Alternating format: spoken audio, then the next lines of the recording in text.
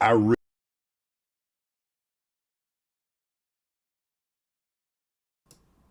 Steve Thornton, welcome to the live reflection. You on time, huh? I see you on time. Y'all do me a favor, like it up and share it, drop the nines, let me know my audio is great.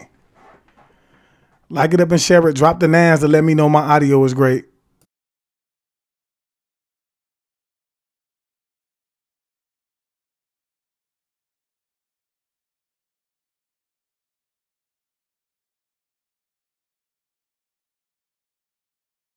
Well, y'all come through, man. This is going to be a very, very interesting live, y'all. It's going to be a very interesting live. Cornell Tarrant, welcome to the live.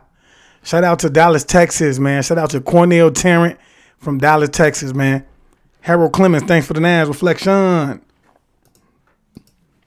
Cornell Tarrant, say audio is 100. I bet. Y'all do me a favor, man. Pound that like button up and share it, man. Pound that like button up and share it, man. Pound that like button up and share it, man. So other people can see this live, so they'll know that we're live. You know. Welcome to the live. Timothy Yancey, thanks for the nines. Liz D, thanks for the nines. We say 999.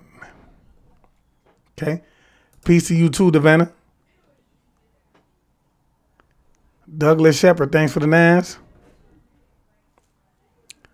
Wait for a little minute. Kevin James, thanks for the nines. Just gonna wait a little minute to see if we can, get some people in here. I do know it's Saturday, man. A lot of y'all are probably out or getting prepared to go out. So Ruby Pratt, thanks for the nines. Maine Murray, thanks for the nines. John Clerk, thanks for the nines.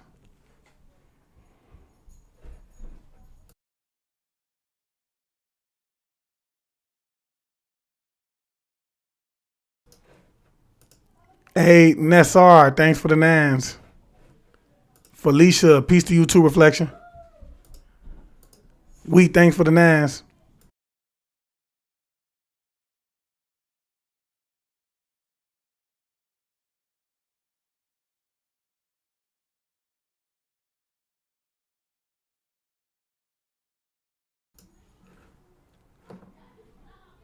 Divine Heartbeat, thanks for the nines. Tanya Mills, thanks for the nines. Trisha Boyer, thanks for the nines. I think that's Amu Collins. I apologize if I'm not pronouncing your name right. Thanks for the nines. Trisha, peace, queen. Natasha, peace, queen. Ronald Rose, peace, queen. Thanks for the nines, Trisha. Tanya's Mills say always sharing. I appreciate it too, Reflection. Natasha Armstrong, thanks for the nines. Roberta, thanks for the nines. Barbara Rogers, thanks for the nines. Shalom to you too, Annie Holloway. Filma Jackson, thanks for the nines. Shauna Walker, thanks for the nines. Jeremy Rich, thanks for the nines. Edison Gomez, thanks for the nines. Y'all give me a second real fast.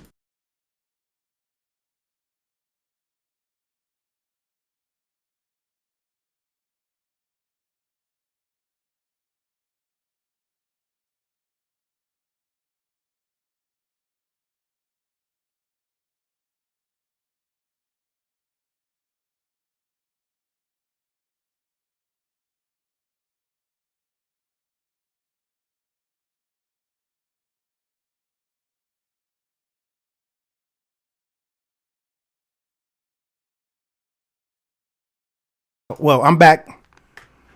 All right. But yeah, I want to say thanks to everybody for sending them nines through, man. But like I said, man, this is going to be a very interesting live, y'all. It's going to be a very interesting live. And I do believe that it's a good live in terms of Monique, because she made me have a whole different perspective of her, y'all. I mean, I gained so much respect for her through this live. It's crazy. I gained so much respect for her. I wouldn't say this live, but this video that she did with Shannon, man, because of the words that she spoke, man, I gained a different viewpoint of her. I really do believe that she's someone who is very powerful in her essence, right? And in her words or her presence, right? And I believe that, this is what make people want to, really push her away and blackball her, because she's stern in her position. You see what I'm saying? Because she knows her worth. And she's not afraid to speak up about it. So I say, man, you know what? I had to share this with the collective, man. This is something that I had to share with the collective. Okay? Because I believe that we can all gain some insight for what she said, man, because she's going to be saying some things, even though she is going to be putting a lot of, like, you know, exposing a lot of people. And I do find it sad that how, especially when we talk about our people, you know, and this ain't excluding, you know, anybody else that's joining the lab, but we talking about specifically our people, right?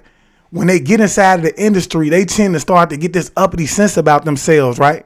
They start to, you know, show who it is that they really are, because they say money only makes you show it is who you really are. You know what I'm saying? You're not becoming new. You showing your real, you know, who it is that you truly are.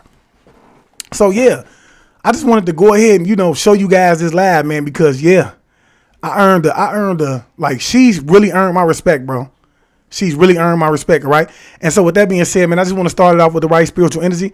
I want to say peace to the gods and goddesses, peace to the ancestors, peace to the high vibrational beings, peace to the spiritual guys, peace to the ascended masters, my spiritual team, and the Most High for allowing me to be here and even give you this message on this day, man. And with that being said, man, y'all already know what it is. Yeah, I'm about to expose every lie they done told, like how they trafficking kids and why they ain't got a soul. They feeding off our energy, trying to destroy the globe. They got weather control, they even making it snow. But we can't run from it, gotta grab it by the antler. What type of...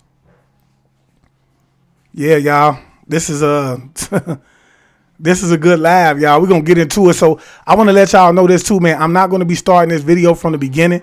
I'm going to be starting it from, like, you know, the middle part of it. Well, you know, where I feel like the action began at, when she really began to say who it is that she was, and she started to cut into, you know, some deep talk. All right.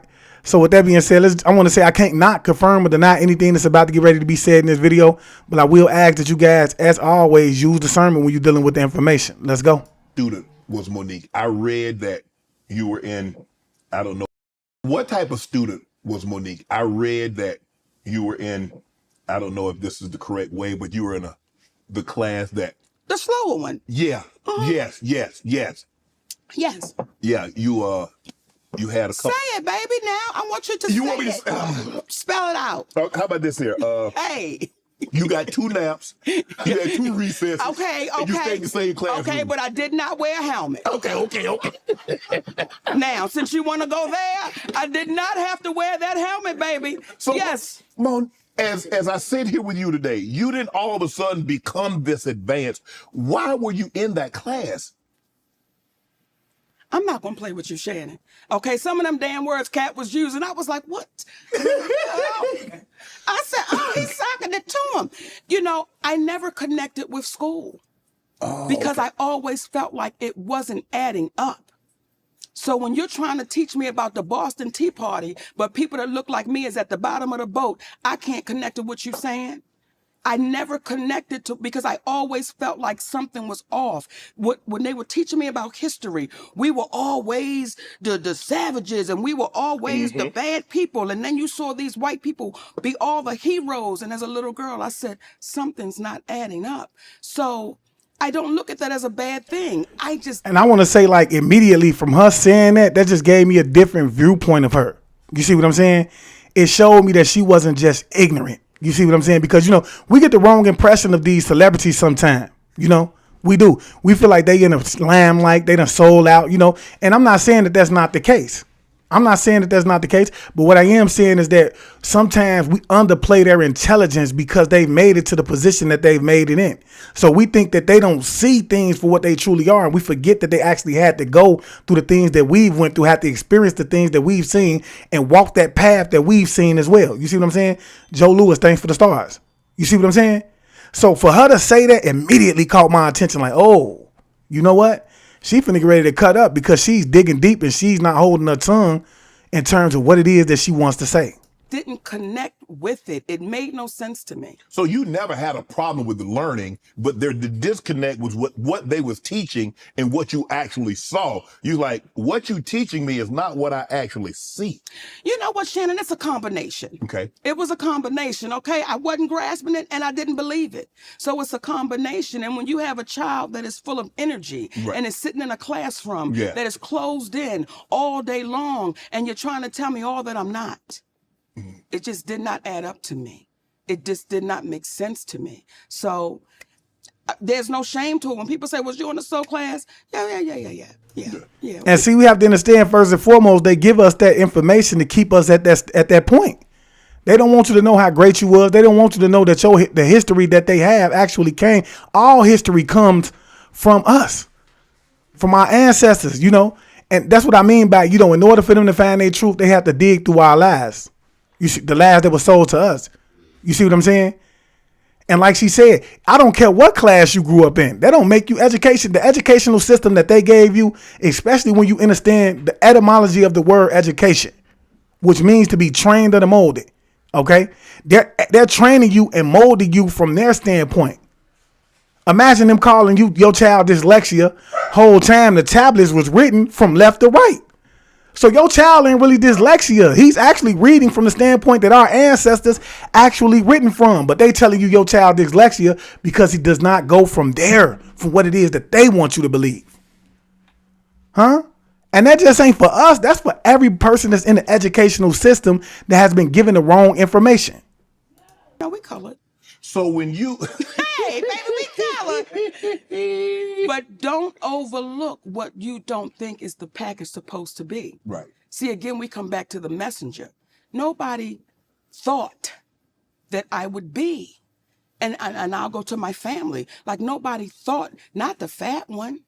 She's not going to be the one, not her. So I've been used to people doubting and counting me out. And for me, as that little girl, it's like one day, and that one day is right here. Even your family. So how was your family? How was your brothers and sisters? Because I mean, look, I got a brother and sister, and we joke with each other, and I can imagine if the situation were, if one of us was in those class, we gonna get them jokes off, Monique. It is what it is. No one paid enough attention. Really? Like no one paid enough attention because though we lived in a household together, we were very individual. So no one even paid attention to what was really going on, and to include my parents. And that's not a victim story. That's not, oh, woe was me. It's just what it was. So it wasn't like, oh, you dummy. The jokes were always fat. They were always fat jokes. Mm-hmm. Well, okay. So I'm so used to that. But Are you the only one in your family this baby, the only one that sneaks snacks. I'm the only one that'll sneak them damn snacks, Shannon. Right. I'm the only one. Yes. So what would you say your relationship then and now was with your family? Well, my relationship now with my family, they're my biological family, and I wish them well. Mo. Here's the thing. I watched you do I think it was like a little clip, and they were talking about interracial dating. Yes. And you said, why would somebody stay where they're miserable? Right. That applies everywhere, Shannon. Okay. It just doesn't apply to that, especially in our community. We've been taught, take care of your family, make sure. Well, there are some families that deserve it. And there are some families that you have to say, listen, I'm so glad we had this time together. Mm-hmm. And that's it. Yeah. That's where I am with mine. I wish all of them the best, but that's what it is. Yeah. So even as I sit here with you now, with all that's going on in Hollywood and all of the stuff I had to go through, I've already been through it with people that you call your family. And I have to say, you know what? That has to just wash off. And that's the sad part, man. I keep saying, man, most of the time we go through the things, our first level of hurt, okay, our first level of betrayal, and even all the way to the end for some of us who don't wake up and realize it, it always comes from the people that's closest to us, family and friends. You see what I'm saying? Because the majority of the people who are on the outside looking in, they don't care enough to even have an opinion of you. Huh? And see, if they do have an opinion, it always comes from someone who is on the inside, family and friends. So they find themselves, not liking you because it was somebody else around you that didn't like you. You see? Now they're your enemy and they don't even know why they're your enemy. But what they say, when someone don't like you, they go recruit other people to not like you. You see what I'm saying? It's sad. I know what I'm standing in and what I'm standing on. You're absolutely right, Monique. My grandmother used to always tell us, she'd say, son, teeth and tongue may fall out, but family never should. And she stood on that. No matter what transpired in the family, no matter how bad someone had treated you, you should never fall out. But hearing you say that's different, because just because we're blood, that doesn't mean we're family through blood. But sometimes it's somebody on the outside that's not blood, that's actually closer family than the actual biological. We've been taught to say trauma is okay. We've been taught to say you mistreated me, you abused me, you violated me, you disrespected me, you belittled me, but I'm supposed to look at you at Thanksgiving and say, how you doing, Unc? That's what we've been taught. You swallow that pain. That's why people have such a problem with Cat Williams. People have a problem with people that says, I'm going to tell the truth. I'm going to tell the truth. And that causes a ruckus, and you would say, why are people upset with the truth? When you hear Steve Harvey say, there are repercussions when you tell the truth. Well, remember when we were children? What would your grandmother tell you? Tell the truth. Tell the truth, because if not, there will be what? Repercussions. Right. Well, now it's got turned around. When you tell the truth, there'll be repercussions. So what's the opposite? I know my grandma used to always say, man, the truth shall set you free. You see? But we have to understand, man, that, you know, fake has become the new real. You see? Look, the fake has become the new real. You are considered to be an outcast if you decide that you want to tell the truth. People can't relate to you from a truth standpoint. You got to be over there kissing air. You know what I'm saying? You got to be doing all that, bro, in order for you to be accepted by your immediate surrounding. You know? I do believe that she was. You have to understand, bro, that she was blackballed from the industry for a reason. She's struggling right now. I wouldn't say she's on the level of us, but at the same time, she is not in a position of wealth right now. You see what I'm saying? And that's because she decided to stand in her truth, y'all. Despite, if you want to say that she's able to tell a certain amount, yes, I do believe that in some way, form, or fashion. And we're gonna get into that. Let's go. Should I tell a lie and get a reward? So that's how we're rolling right now. That's how we're dealing with one another right now. So when it comes to family and people saying, oh, Monique, how could you? Listen, I want to live the rest of this journey that I have in peace.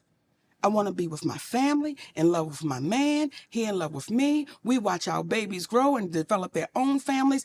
I don't need anything in the midst of that, because you family, that I should accept that trauma. I should accept you not taking accountability for what you've done, what you've said, and we just washed the slate. That's why we're in the position we are now as a community, as a Black community, as a community in entertainment. Everybody's been so afraid to say, look what they did to me. Look what they said.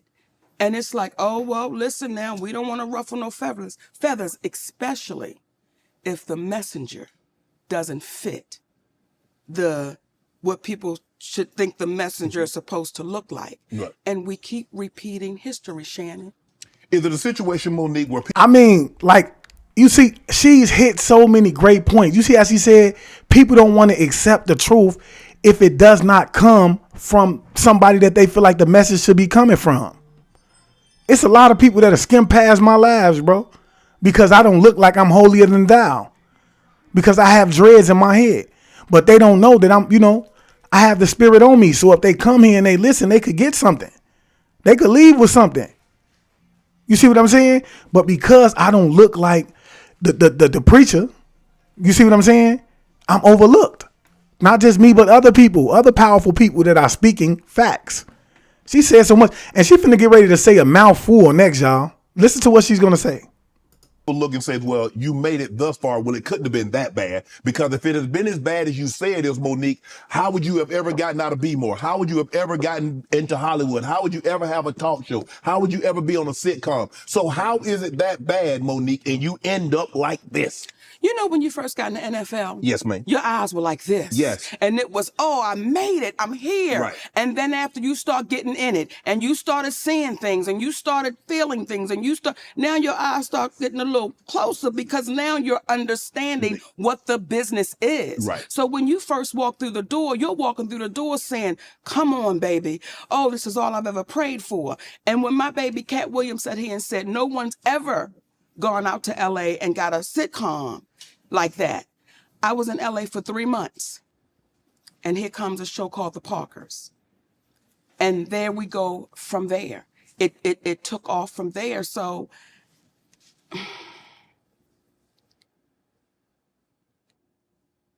I think that when people say, if it was so bad, you mature. You begin to understand what you're dealing with. Right. You begin to understand what you're in the midst of. And once you understand it is when you can speak on it. Right. But before you really know what you're looking at, how do you speak on that? Right. Because when you first walk in the door of Hollywood, you have everybody telling you, oh my goodness, you're going to be amazing. Oh my goodness, this is going to be incredible. Well, that's all you know. That is all you know. Yes. But you're so happy to be here. Yes. And you're like, okay. When you see, that's their way of reeling you in, man. That's their way of reeling your children in and everything. This is dangerous. And see, this is why I decided to even share this live, because it's great information for you to take back to all of the children that want to rush inside of this industry without knowing what it is that they're going to face, without being spiritually equipped enough to face these even bigger demons. You see what I'm saying? Some of y'all that's aiming and headed toward this way because the Most High wants to put you inside of the industry so that you can make a change, are going through personal shifts in your life so that you will be able to be prepared for these demons inside of the industry. You see what I'm saying? Because you have to understand that in certain situations, man, the Most High is situating people where he knows it's going to be the biggest spiritual warfare. So you have to go through dark nights of the soul. You have to go through certain things in your life in order to be strong enough to even face these demons. Because there's some real demons inside the industry. And I believe that her and Cat Williams are hitting valid points. They're not lying, y'all. We have to understand, bro, there is a such thing as polarity. That's the law of the universe. So there's going to be some evil people in there, and there's going to be some good-spirited people in there that just made it because the Most High put them there. Your story. Mm-hmm. You say dirt poor. Yes. Bathroom outside. Yes. It was, we had to make it work however we can make it work. Correct. And then you get that first big check. Yes. And you think the people that gave it to you is awesome because they gave it to you. And it's more money than you've ever seen before until you find out this ain't the right money. This ain't the right amount. Wait a minute. If they got this, why am I getting this? Then you start putting the pieces together and you start saying, it's not right and I'm going to speak about it. See, when I saw Taraji broken on those platforms, it was painful to watch. However, Taraji and I had a conversation over a decade ago. Yes. In my trailer when I was doing the Monique show. And she said, you got to keep on getting it until your turn comes. And I said, Taraji, most of us die before our turn comes. We got to ask for it right now. Now, I understand that because there was a time I felt the same way. Exactly. Because that's what I was told. Right. You just keep going and we'll get him the next time. We'll get him the next time. We'll get him the next time. And the next time never comes. And then you see our sister broken, sitting on those platforms. Now, when I said it,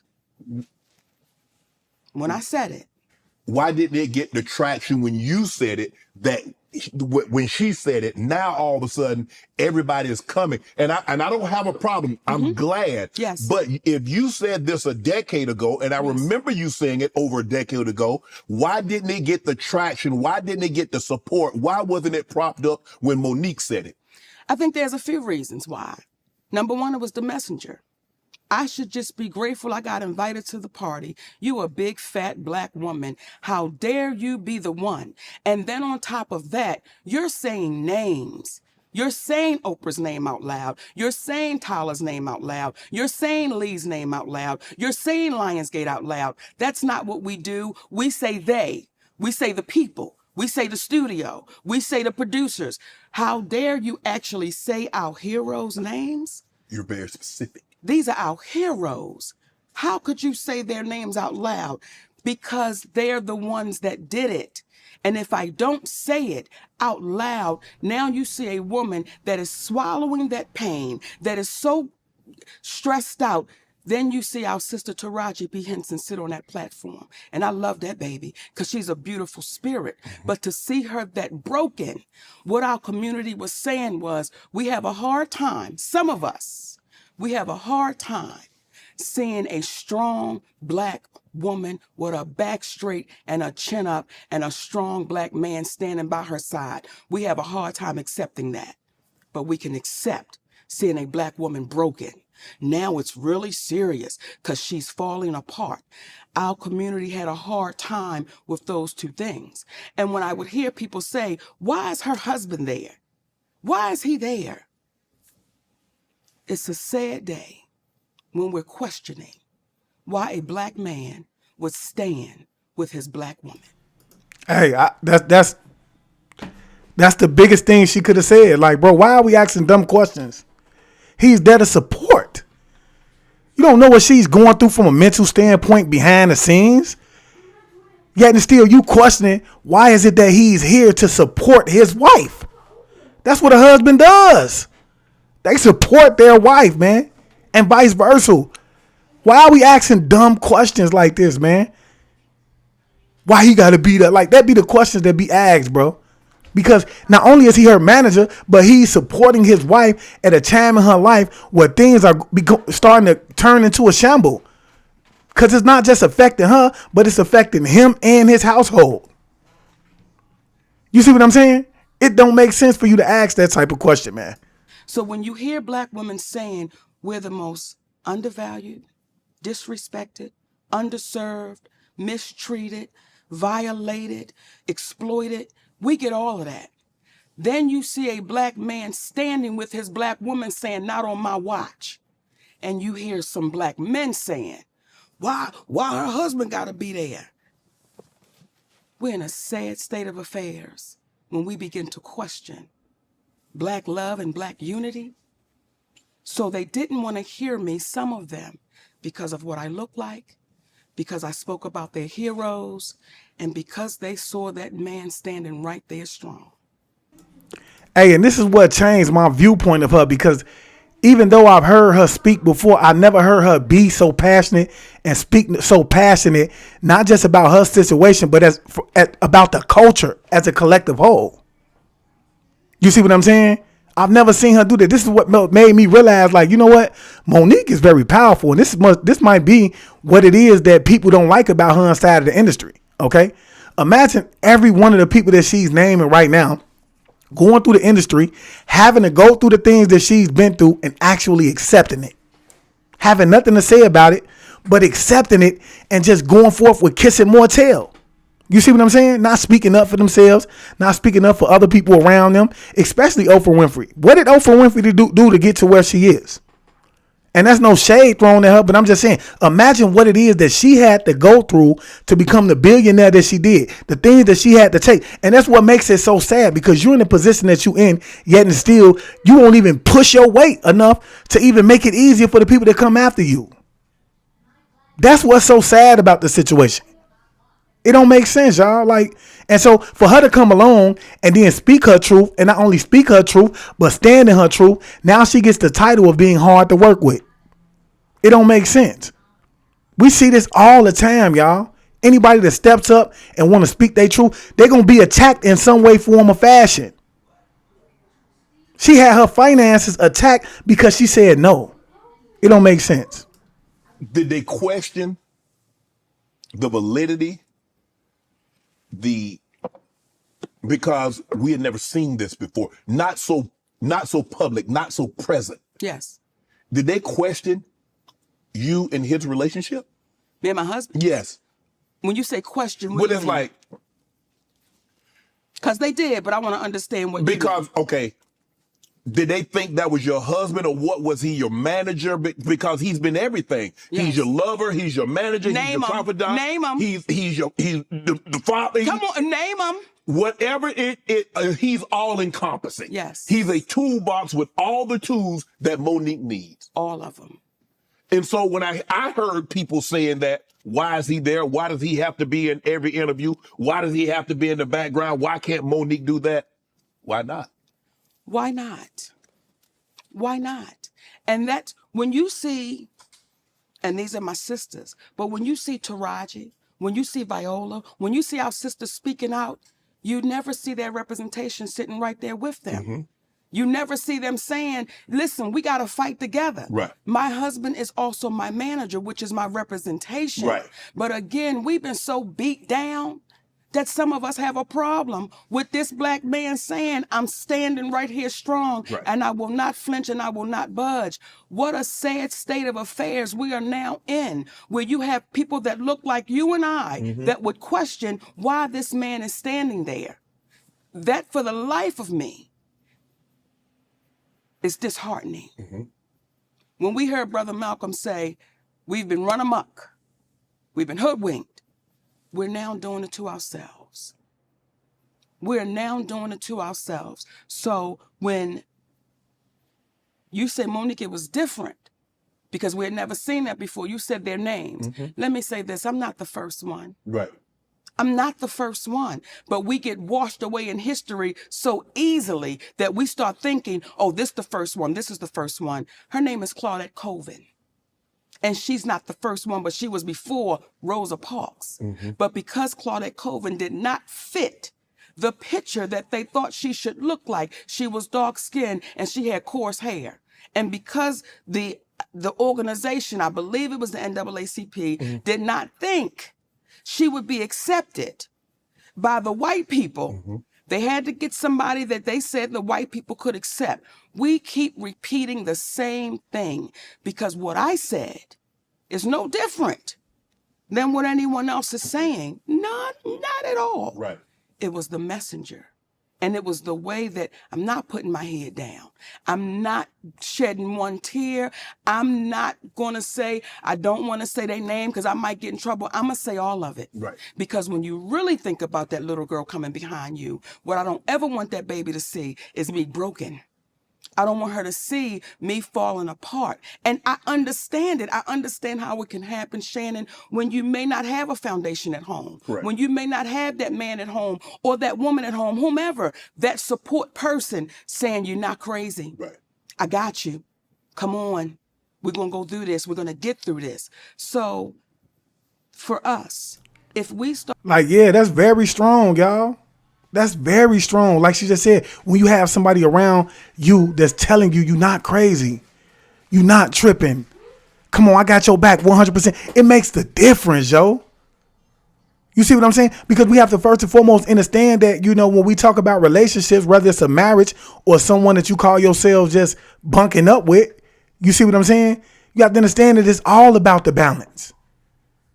You see what I'm saying? So in the time in her life where she was very emotionally unbalanced, he came and stood behind her firmly to make sure that she was balanced in the areas that she couldn't be because she was emotionally, unstable at the time because of the things that she was losing. Y'all like it up and share it. How can we question that? Imagine how silly that makes us look. He's doing his role. He's playing it the right way.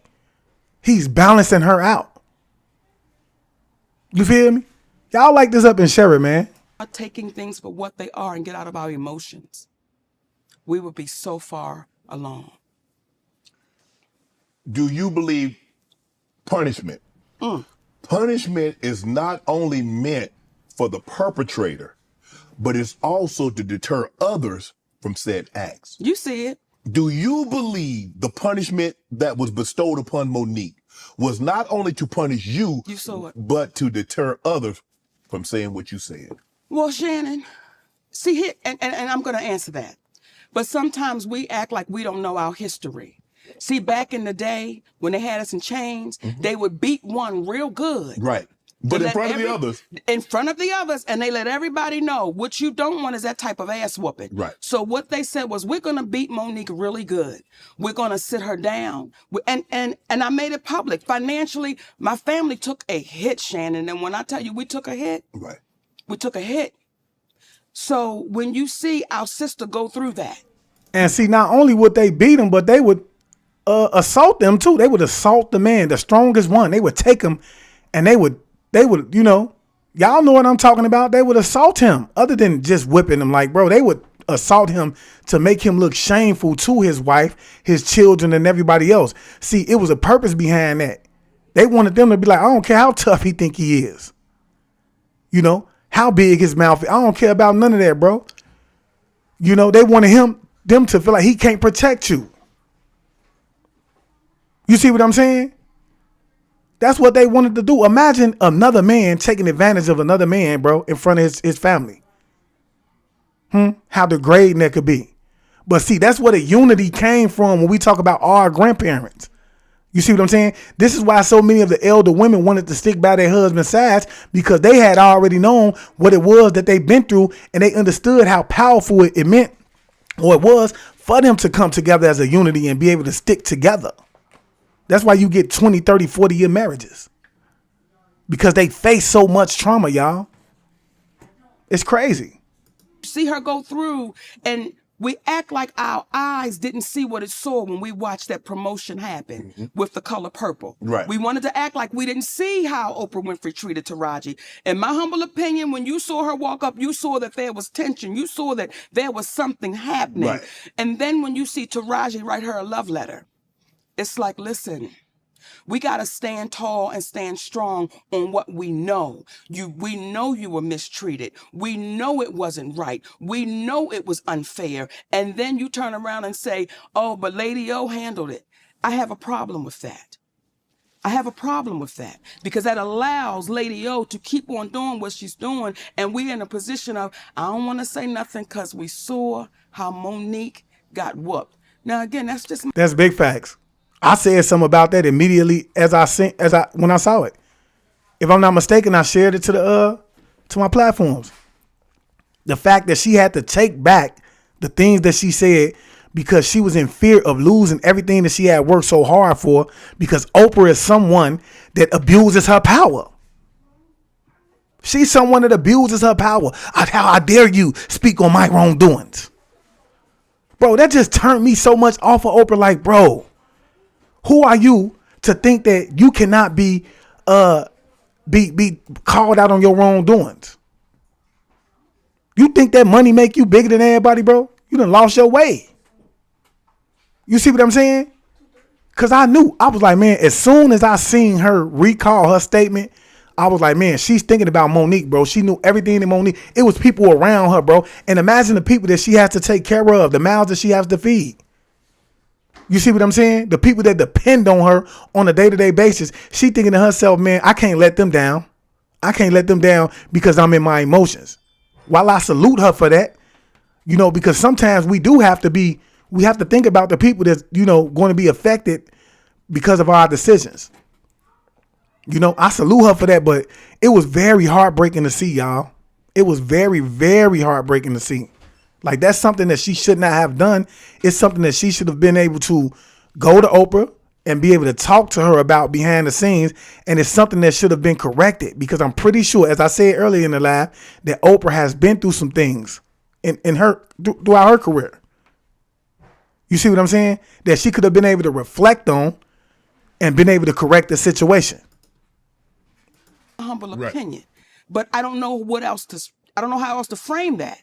It's like, listen, you better fix that, because you saw what they did to her. You saw how they treated her. Is it a situation, do you believe it's a situation that Oprah might have faced something similar that maybe wasn't as public as you?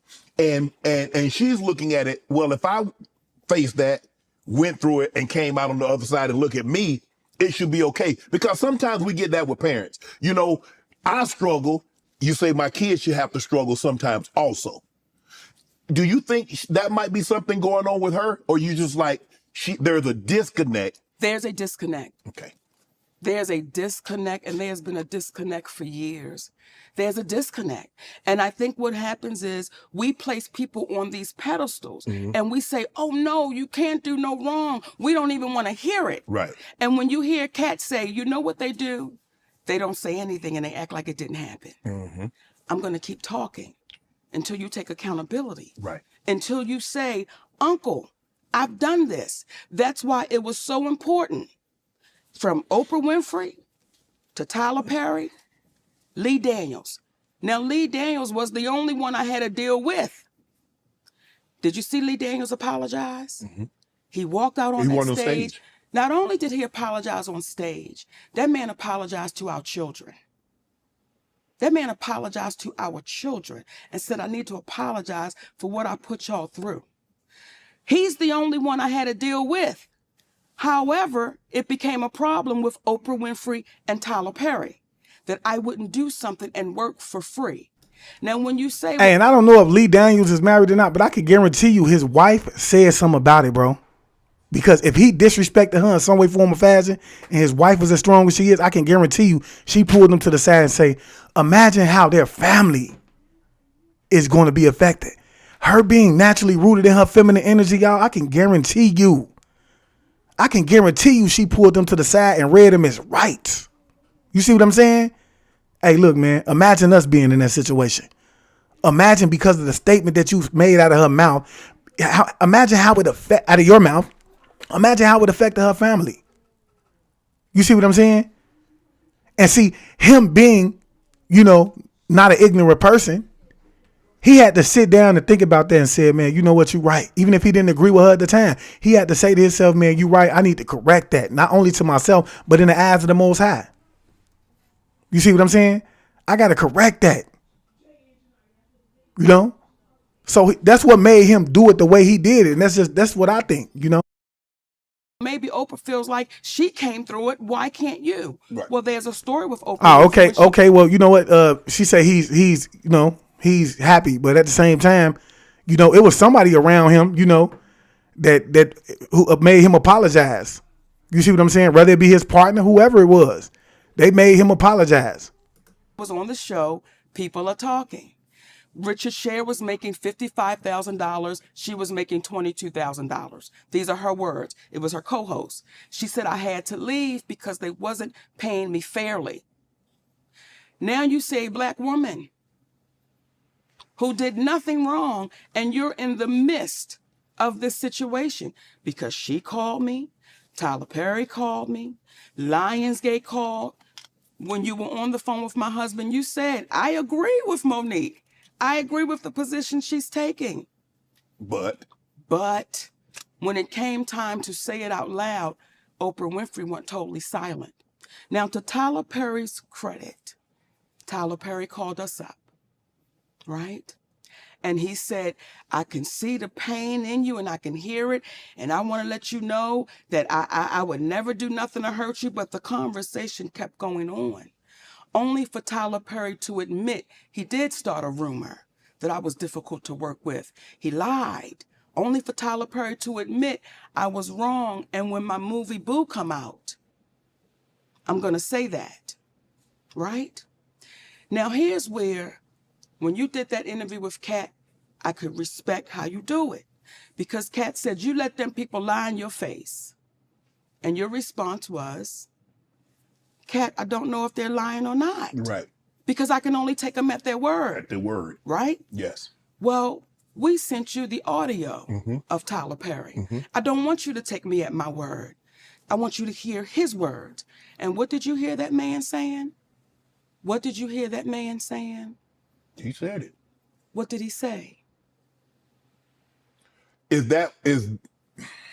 Monique, you're not supposed to be recording people. No. Let me back up. See, and that's him being afraid to say the wrong thing because he know how powerful, Tyler Perry is. Imagine Tyler Perry being in the industry in some form of way, for a lesser time than he is, but gaining more money. He's way more wealthier than he is. He's a billionaire already. And if I'm not mistaken, I think Shannon was actually a football player before he even became somebody. So he don't want to rub the wrong elbows. And that proves everything that she's saying is right. He don't even want to, because he had to struggle. But you shouldn't be recording people, bro. I did that because I did what was necessary in order to protect my name and to make sure that I'm going to continuously be stable and have a foundation for my people, for my family to depend on. So whether I recorded him or not, we ain't got to talk about that. We need to talk about the fact that he said what he said. That's it. That's all. Is he an honorable person? That's it. That's all, bro. See, that's what we lack. We lack honor. You see what I'm saying? And that's why I say we need to be making sure our kids know these type of things so that they know who it is that they facing, who they come up against when they decide that they want to go inside of these industries. Because you can only prepare them, but you can't stop them from walking the way that they want to walk. You see what I'm saying? This is why interviews like this is so important for us to acknowledge, for us to watch and to see. Because we start to see that, okay, we got one person saying it, then we got two persons saying it. Guess what? It can't be a lie. You see what I'm saying? It can't be a lie. You look at Tyler Perry and you have so many great things to say about him. This is how we do. We look at Tyler Perry and we have a lot of great things to say about him.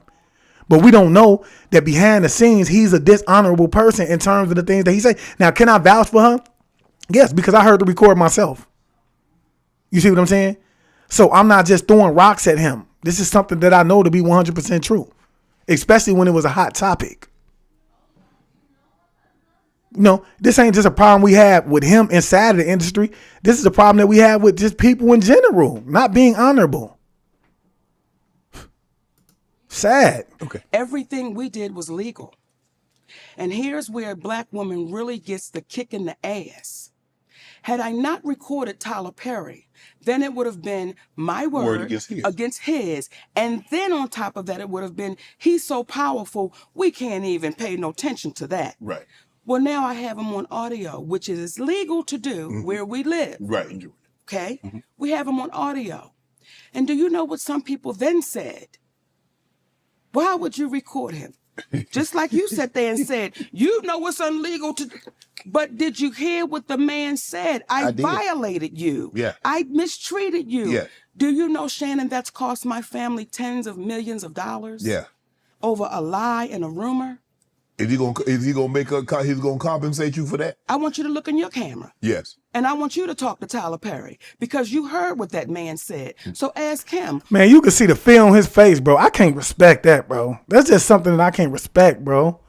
You know, he don't want to lose. He don't want to lose future business, proposals with Tyler Perry. This is somebody that he may have rubbed elbows with, but yet and still, we have to ask ourselves, man, if he's not someone that we can call on their BS, bro, then is that someone that we really want to deal with? Because if we start to deal with him and then he starts to, we call him on something that we feel like ain't right, he might treat us the same way and feel like he ain't got to apologize. He ain't got to correct it. He ain't got to do none of that. So ask yourself, is that somebody that you really want to deal with? You know what I'm saying? No matter the money and the positions that we have to understand that all money ain't good money to begin with. You feel me? All money is not good money to begin with. And I truly do feel like in a situation like that, man, somebody who don't have honor amongst themselves, man, that ain't the type of money that I want. You know what I'm saying? Because I'm putting myself in a position to be, to be ignorant too. I mean, and that's just my opinion. Y'all drop them nines though and like it up and share it. Will he compensate my family for that? Tyler, will you come on Club Shay Shay and let's have a conversation about the fair compensation for what transpired between you and Monique? You can sit right here and she's sitting right here and you and I can have a conversation. And we'll do you one better. And give me 5 on that, baby. We'll do you one better, Shay. My husband and I'll sit right next to him. See, with this whole situation, and some of the people that Kat talked about, ironically, I have this issues with those same people. There were people that reached out to Tyler Perry on my behalf. Okay. And I was grateful for that. Okay. There was Al Sharpton, the Reverend Al Sharpton, civil rights leader. Yeah. I sent him that audio. He listened to it. He said, baby, what that man did to you was wrong and you're like my daughter. And we're going to have to get him to fix that. Right. We didn't hear from Al Sharpton for 6 months. The next time we saw Al Sharpton, he was on a podium talking about we don't need to fly commercial because we can fly Tyler Perry's private jet. Al Sharpton was the wrong person she could have ever sent to handle the business. Al Sharpton ain't standing on no business, man. If I'm not mistaken, I think Al Sharpton was there when Martin Luther King was assassinated. Y'all drop them names if that's true. I know it's some of the elders in here that can validate that. I think he was there when Martin Luther King was assassinated. And we know, despite the fact of what history has taught us, everybody that was there during the period of time that Martin Luther King was assassinated played a role in it. Huh? Yeah, Tyler Perry ain't coming. Gretchen Davis say Tyler Perry is definitely not coming. Oh no, he ain't coming, man. He most definitely ain't coming. But you know what? I have seen Tyler Perry do some honorable things, man. I know that he donated early in his career, he donated $95,000 to a man that was walking. He walked all across town. I think he was from Chicago. He wanted to build a community center for the kids, and he donated $95,000 to that project. So I will say it's a chance that he might pop up, but when it's something like this, I don't believe he coming either though. You know what I'm saying? I don't believe that. Steve Thornton, thanks for the stars, man. Yeah, I don't believe he gonna come either. So I said, that's why maybe I'm not hearing back from him. Okay. Then we had our beautiful sister, Stephanie Mills. Yes. Okay. Who is, she don't play. Yes. Right? Mm-hmm. I told her what happened, sent her the audio. Now, I don't know if she listened to that audio or not, but however, she called Tyler Perry. She said, Monique, Tyler Perry does not want to revisit this. Okay, fine. Right. While we're on the phone, Tyler Perry calls her back and says, I will meet with Monique, but not with her husband. Now, you ready for this? Yeah. And then Monique has to apologize publicly to say Oprah and I had nothing to do with messing up her career. But that'd be a lie. Look in the goddamn camera. I thought that was a stage, the way you...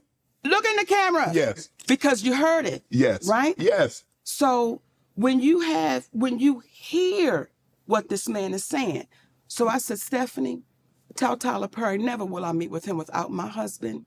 And I owe no apology, so I'm not going to give one. That goes away. Kevin Hart. Now, when Cat Williams said gatekeepers? Yeah.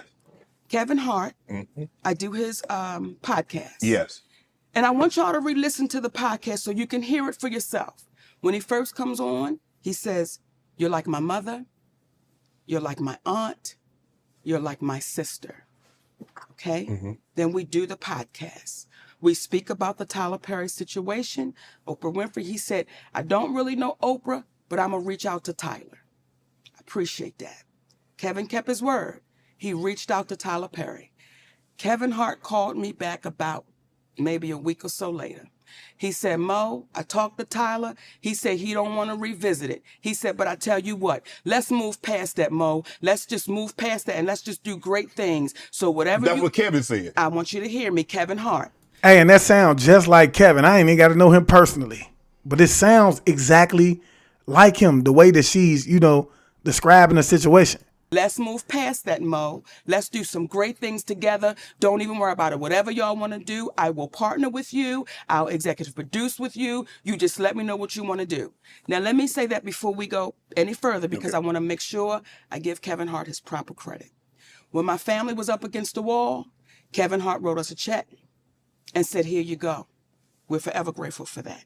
When we were able to give it back, we said, brother, we appreciate you with some interest on top, because I don't ever want nobody to think me and my husband. So I want to make sure I put that out there. That brother really helped us out when we needed to be helped out. Then when he came back with, I got you. I didn't ask Kevin Hart to do anything. He said, I'll executive produce. I'll partner with you. I said, good shit, Kevin, because we're in a deal with Endemol. And we're trying to get our talk show back. Mo, whatever it is, I got you. Now, Kevin Hart is one of the biggest entertainers right now in the world, Correct. Right? And was then. We got off the phone with Kevin Hart. We called Endemol immediately and said, Kevin Hart said, whatever we want to do, he got us. He's going to partner, executive produce. They was like, oh, this is incredible, because when you put Kevin Hart's name on it, you already know what it is. Correct. 2 weeks go by. We get a call from Endemol. Endemol says, we just got a call from Kevin Hart's manager, Dave Becky. And Dave Becky said, Kevin doesn't want anything to do with Monique. So whatever she told y'all, he doesn't want to do anything with her, nothing. He doesn't want any kind of relationship with Monique. And see, that's my problem right there. You see what I'm saying? That is my issue. So what is it that Tyler Perry said to Kevin that he didn't want to, do any work with her? What is it that he stood to lose? Because like I said, we have to look at Tyler Perry and know that look how fast he grew in terms of the industry. He turned Atlanta into like the next, like it's Black Hollywood. He's doing everything faster than Hollywood. It's the new Hollywood, y'all. So, how powerful is he? What is it that he could stop Kevin from succeeding in that will make him want to make a decision like that? What is it? But see, I just feel like we can't allow other people to come along and change our thoughts and opinions of people. Yeah, you had a bad experience with her, but I didn't. So until she shows me that side of her that you're saying that she has, I'm going to have to see her, with my own eyes. I can't allow you to come along and distort her image in terms of who it is that I know that she is. So, you do your thing with all respect, Tyler Perry. But, this is, Hart Productions over here, and I'm going to do my thing. So I told her that I was going to work with her, and I'm going to have to stand on my word because my word is everything. You see what I'm saying? But what was it that he felt like, why was it? Like, we have to ask ourselves these type of questions, man. Change between the 2 weeks and plus he gave you a check, you gave the money back, then said he would partner with you, executive produce, whatever you need, Mo, hey, we got you. So what transpired, or what do you think transpired between then, that 2 week period? Well, soon as we got off the phone and they told us what Kevin's manager, David Becky, said, I called Kevin Hart immediately. I said, hey, baby, we just got off the phone with Endemol, and they said Dave Becky called them up and said, you don't want anything to do with me. He said, Mo, that's a miscommunication. I can tell you right now. I said, wait a minute. Are you okay, though, with this white man calling them up? Getting in between our relationship after something you said. He said, Mo, that's a miscommunication, and we're going to talk Tuesday. Don't worry about it. I'm telling you right now, it's a miscommunication. That was 2 years ago. If you talk to him, I talk. I'm going to have to check that out. John Clerk say, go watch the 50 Cent interview, and he explains what Tyler Perry said when he had a conversation with him. Why don't you drop that in the comment section below, man, and let me know where I can find him at, and just tell me a little bit about what it is he said. I'm curious to know, man, because I want to know, what did he say? I've never talked back to Kevin Hart again. So that's what we're facing. Oh, yeah, you hit it right on the head, Pretty T.Y. She said, or what did he have on Kevin to make Kevin Hart change? Because we know that's a dirty industry. You see what Kevin said, man. I'm the type of person you see what Cat Williams said. He said, I'm the type of person, man, any evidence or anything I can hear about anybody, I'll pay them for that information just to have it around. Just so I can have something on you. He said, people done did him so dirty. He the type of person, he will pay that. Come on, sit on my seat. I got a couple thousand for you for that bit of information you got. Oh, you got them pictures. So that was a good thing. Like what you said, that's deep right there, Pretty T.Y. What did he have on him? What did he have on him? That's deep. When you allow somebody to come in between a relationship with a woman that you said, I'm like your mother. You said, I'm like these things. I didn't ask you for that. So everything that baby was saying sitting here, everything he was saying was on the up and up, because when you hear people say, get the anger out your heart. Oh, man, no one's saying he's lying. No one ever said I was lying. It's so easy to discount and devalue because of what we look like. Right. However, when it comes to Tyler Perry, I will not allow you to discount or devalue, because that is your voice on that audio. Mm-hmm. Remember on Good Times when Penny's mother was whooping up on her and she had recorded it? Mm-hmm. That's you on tape. So how does it go from you saying you're going to give me an apology to now I owe you an apology? But what do you want an apology for? What could I possibly owe you an apology for when you've admitted? See, when Lee Daniels says to me, well, you know what, Monique, we don't know. Did you record that conversation from top to bottom? Okay? Because if you recorded that conversation from top to bottom, then we could say that you don't have a reason to apologize to him about anything. Okay. But if you only started recording when you decided that you wanted to ask him certain questions, then we have to question your motives. We have to question your motives then, because you may have just been recording just to get that bit of evidence to try to blackball him into a situation. You feel me? So yes, we have to have that whole recording. Because Cookie from the show Empire, I was offered that role. Now, Taraji tore it up, baby. Listen here. However, I was offered that. Then Felita called me back and say, baby girl, they said you're too difficult to work with. But you hear on the audio that a man told David Talbert I was difficult to work with. Do you see how that cost my family? Yes. And with no accountability because, oh, it's the great Tyler Perry. No, you've got to be accountable for that. Oprah Winfrey, you've got to be accountable for the things you've done with my family. You've got to be accountable for that. Is there any relationship between you and Tyler and you and Oprah currently? No. No. But I thought there was an apology. I read that I read somewhere that Oprah had issued you an apology and Tyler had issued an apology. That's not correct. No. No. The only person that's given you an apology. You saw it. Is Lee Daniels. That's the only person. So we are in a place where we're too afraid to call them. Thanks, John Clark. For what it is. We're too afraid to say if it looked like a duck and it quacked like a duck, what is it, Shannon? It's a duck. Right. So again, you see the struggle of the black woman as I'm sitting here talking to you and you say, Mo, but why would you record him? But you heard the man violate me. The first thing wasn't, I can't believe that cat did that to you. It's why would you do it? And we understand it. Right. Because we've been conditioned that way. Because when you had to get somehow, because when you're telling people these are lies, nobody is believing Monique. So now, even though you have him record his voice, and that's him, and he's saying he made it up, now it's no longer, oh man, I can't believe he lied on Mo. Mo, why'd you record it? So now they put the onus back on you. Where's the win? How do we win? How does a black woman win when you say, here he is right here? And I look to the community and say, how long do we allow us to keep being exploited, used up, taken advantage of? And because we think somebody can give us an opportunity, we just say, shh, I'm not going to say nothing.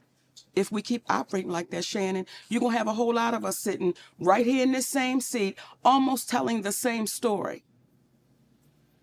Why do you think Tyler is afraid to meet with you and your husband? Why does it need to be you one-on-one when he meet with other representatives and their client? What is it about you that he feels it needs to be just you and he? Does he think your husband is some kind of negative influence on you? He thinks the husband is saying things that Monique probably wouldn't say if I just had an opportunity to talk to her one-on-one. What do you think that is? Let me say this. People better be glad my husband is by my side. Because there are people in Hollywood that know wherever you act up is where I show up. People know in Hollywood, baby, Shannon, and I don't say it with a badge of honor. It's just what it is. Well, I've had to say, who you think you talking to? And we sitting there with the president of the studio or my patience level is not going to allow. I've been molested. I've been violated. So the moment I see you trying to do it, we're going to have to address it. My husband is nothing but a gentleman. And you know why people have a problem with my husband? Because he's right to it. There's no we're going to dance around the bush. He's right to it. Right. And people like Tyler Perry, people like Oprah Winfrey, they look at my husband and say, how dare you be so direct? Right. How dare you not put your eyes down when you're talking to me? How dare you do that? My husband is also my manager. Why would he want to exclude my management? It's like, Tyler, you should want my husband to be there. You may want him to be sitting right there so that way we can have a conversation that everyone can be heard. But I appreciate you, Shannon, because most people are too afraid. That's heard the tape. They're too afraid to say, no, I heard it, and this is what he said. I appreciate T.S. Madison because T.S. Madison was the first one to say, no, I heard what he said. So when folks were trying to jump on her, she not down for the black woman, listen, baby, y'all don't even understand the fights that sister be having when ain't nobody watching for the black woman. Right. So I appreciate you looking in that camera. Right. Well, I mean, look, sometimes there are some black people, some, not all, some, that my grandpa used to say, Mo, is that if you're not careful, you'll become the very thing you despise the most in a person. Now, what do we despise most about Trump supporters, ex-President Trump, is that no matter what he says, no matter what he does, they give him an out. There's some people in our community, no matter what powerful black people say or do in our community, we'll give them an out. And we can't. And we become the very thing we despise the most. What we despise most about ex-President Trump supporters is that no matter what he does. And you know what kills me so much about this situation is that, we made these people who they are, y'all. Like, let's be clear on that, y'all. So if we made them who they are, then we have the power to take them out of their position. They can't cancel nobody. We the ones who do the canceling. Understand what I'm trying to tell y'all, man? You feel me? Because if you cancel someone like Monique, we can put Monique back in power. Okay, we ain't banning none of you want to cancel somebody that's speaking up for themselves, that's doing woo-woo. We're not supporting you in no way, form, or fashion. We ain't doing. If we see your name producing a movie, we not gonna support you. But see, ain't nobody gonna do that, bro. Ain't nobody gonna do that, man. They'll support these people every day, but when it's general people that's coming up, that's speaking up, that's doing something in the righteous way, they will not support them, y'all.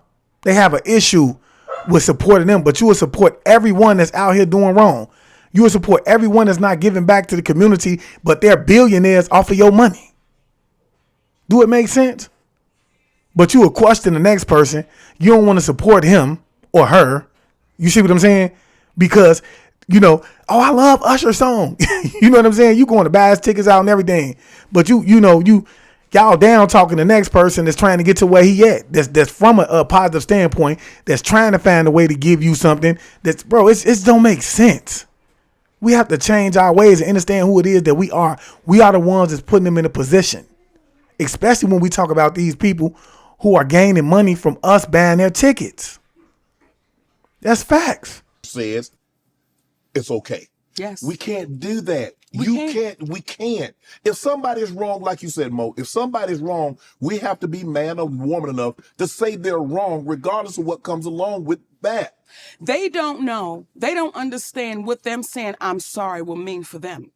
See, when I read because that's not for you. And I'm sorry, it's not for the person that you offended. It's for you. Because currently you're in hostage, your feelings, because you have to live with that. You've got to live with that. What you've done. So when you see a woman say, me turning 70, I'm so happy because I've never hurt anyone. Stop it. Stop it. Because there's a black woman that has been calling your name for over a decade that you seem to want to make go away.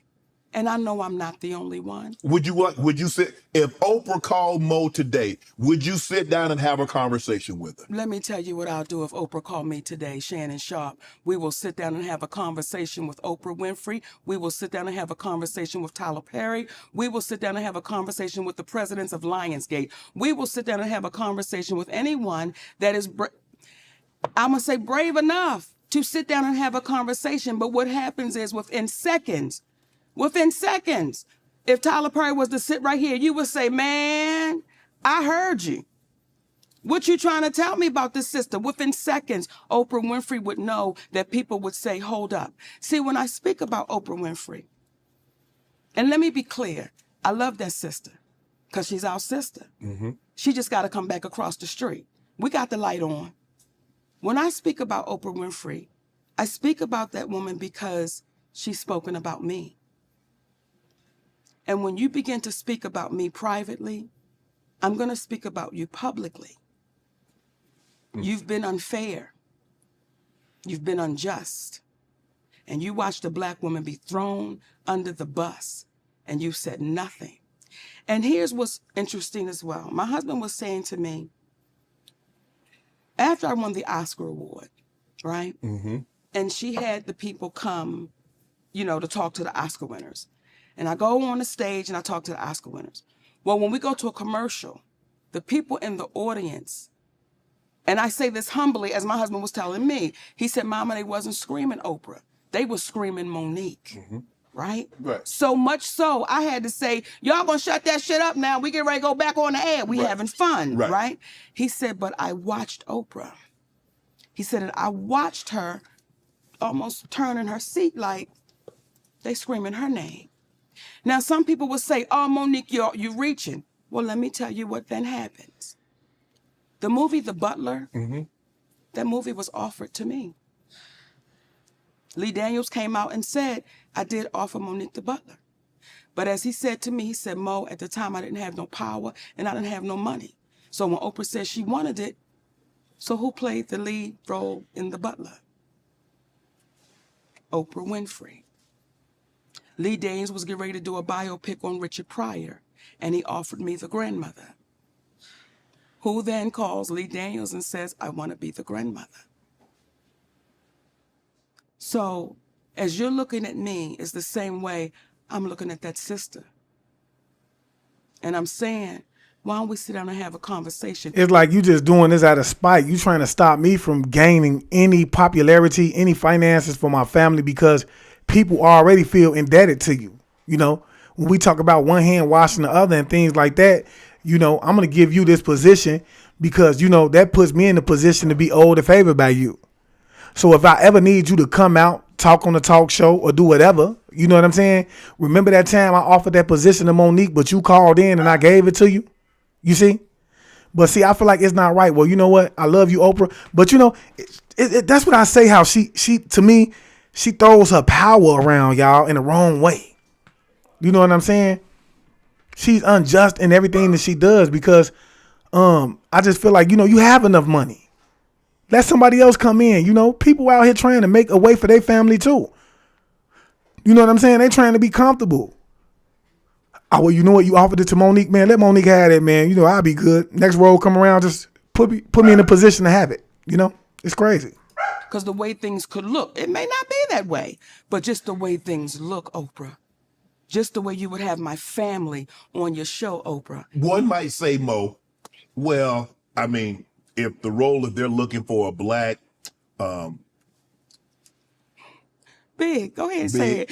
Shannon's so careful with his words. He want to say fat black woman. If the role looking for a fat black woman, Mo, but he was like, you know. But I want to keep my podcast, Mo. Y'all ain't finna cancel me. This why we love you, Uncle Shay Shay, because we want you to say it, a fat black woman. Now, me and Oprah fit the damn description, Shay. Fat black. Don't we fit it? You do. But I'll be right back in the bed. I'll be your neighbor up there where you live at. Listen here. So, are you lying? No. Now, I'm not going to have your big ass sitting here in the Hall of Fame and you scared to say shit. Okay. And I want to excuse myself for any of the babies that might be watching this because I wasn't going to say no spicy things. But Shay Shay get me wrong now. Come on, Shay. One might say, or people might say, well, Mo, I mean, the role calls for a heavyset black woman. You, Oprah, y'all fit the roles. Yes. How do we know that she wasn't offered the role at long and people think that she's better, more qualified than you? It don't work like that, Shannon. You can't offer me. Once you say, I want you. Right. That's what it is. Okay. Okay? Yeah. But I don't have the money to fund a production. Right.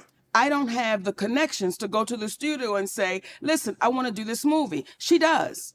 Right. So when Lee says, hey, baby, she got the money, go get it. Get it. But someone would just say, how is that working out like that? How is that happening like that? Mm-hmm. How is it that things that was offered to Monique, you seem to be playing? Now, I told Oprah about that.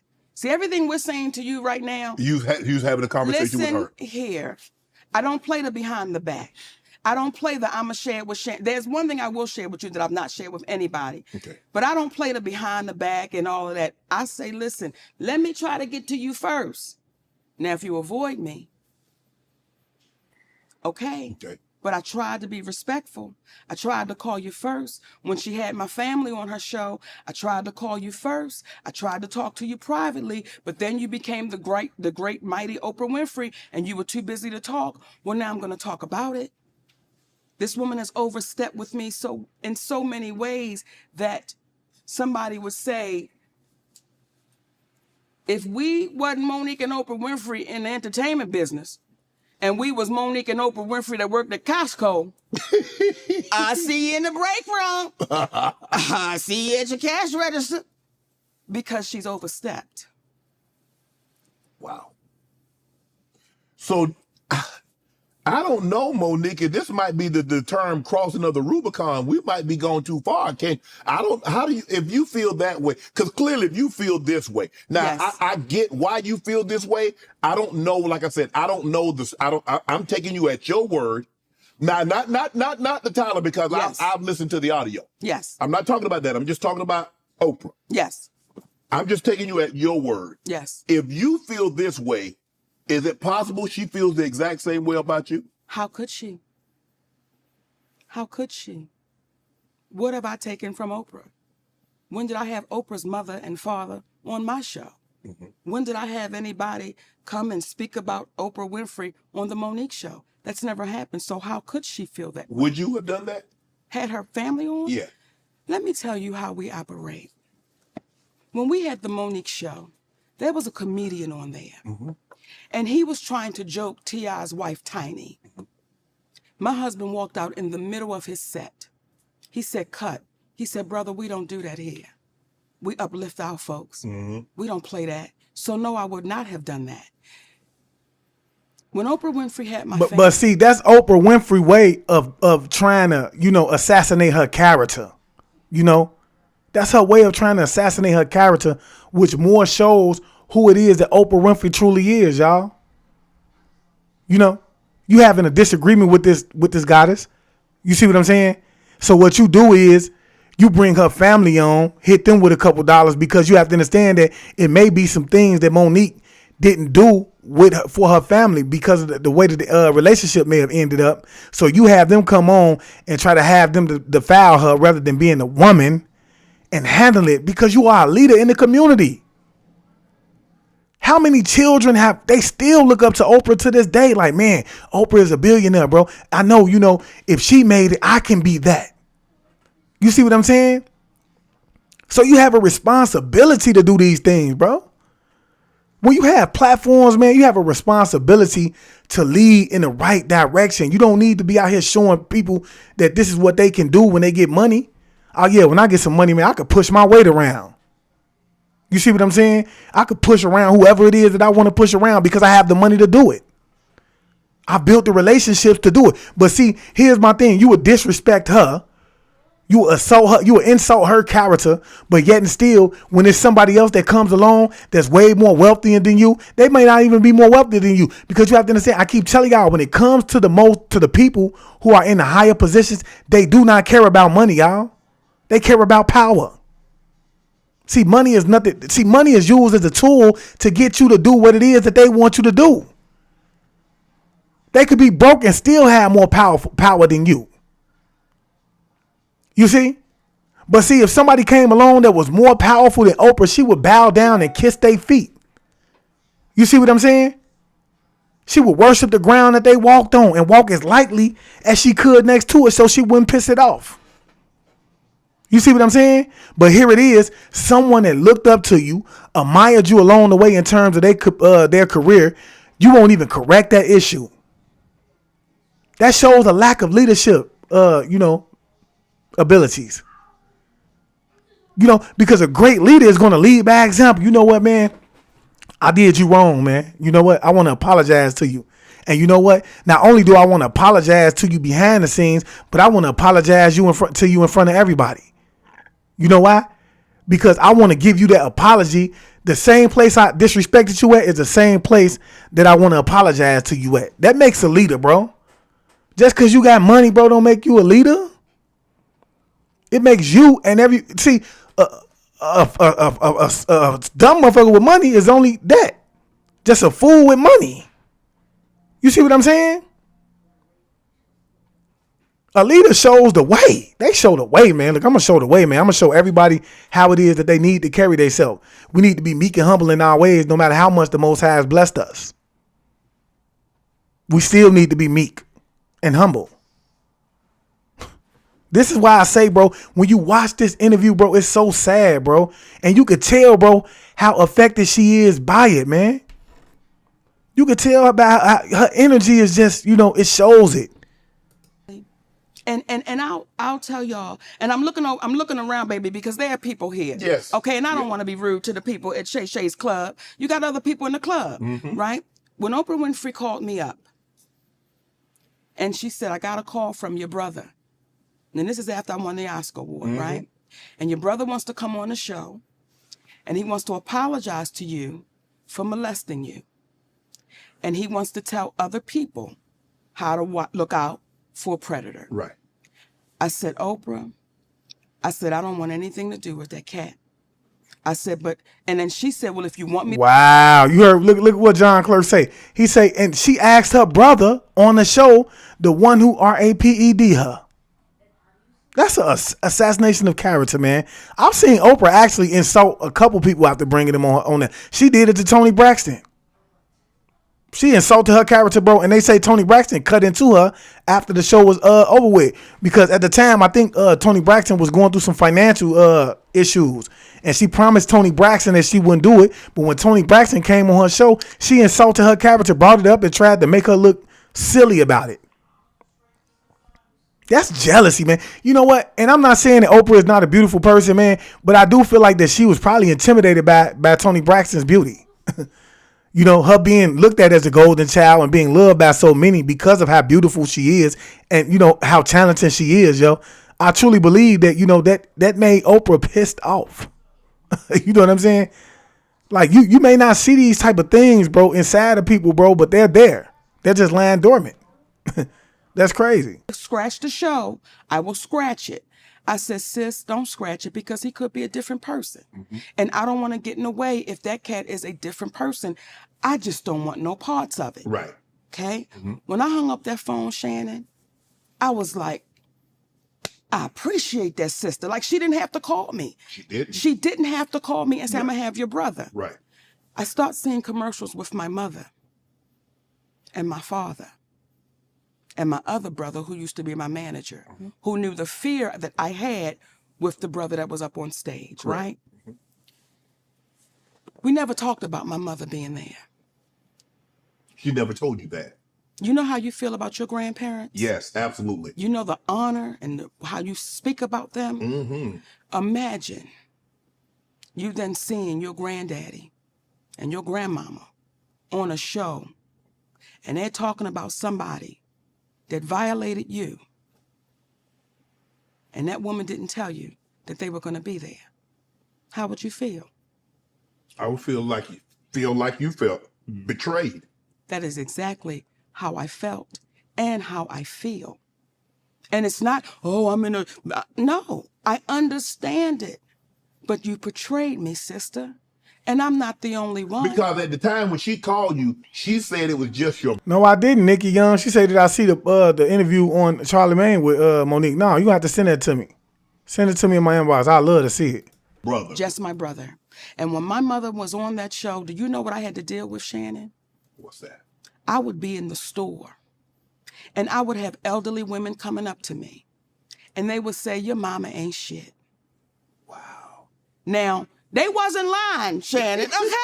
They wasn't lying, baby. Sometimes you gotta let the truth be the goddamn truth. Sometimes you got to just go with it, but still, it's my mother. It's your mom. And I'm in here, and because when she went, I'm having to defend something, and I got that often with them telling me what my mother wasn't, because you did not tell me. Had Oprah Winfrey said, I'm going to have your mama, I'd have said, shut that shit down. I don't need nobody seeing my mama be greedy. I don't need the world seeing. Shut it down. Now, there's a white woman named Barbara Walters. They called her first. And she said, Monique, I told your family, I can't do that to you. I wouldn't do that to you. You just won that award. Like, why would I do that? Yeah, you're here. Why would I bring something that I know that you don't want to talk about? You lived it. Why do I need to replay it again? Ask her. Your camera right there. And see, this is the thing I be saying, bro. It be your own people. It don't be the ones that we think that's going to hate us the most, bro. Some of them are way more compassionate in that situation. No, I got a relationship with her, man. You know, I'm not that thirsty for money, man. You know, I get it another way. They gonna protect you and have more honor about themselves when it comes to what it is that they have more standards, principles, and morals than some of the people that we would look at like, man, you know, I know they wouldn't do that. It's crazy.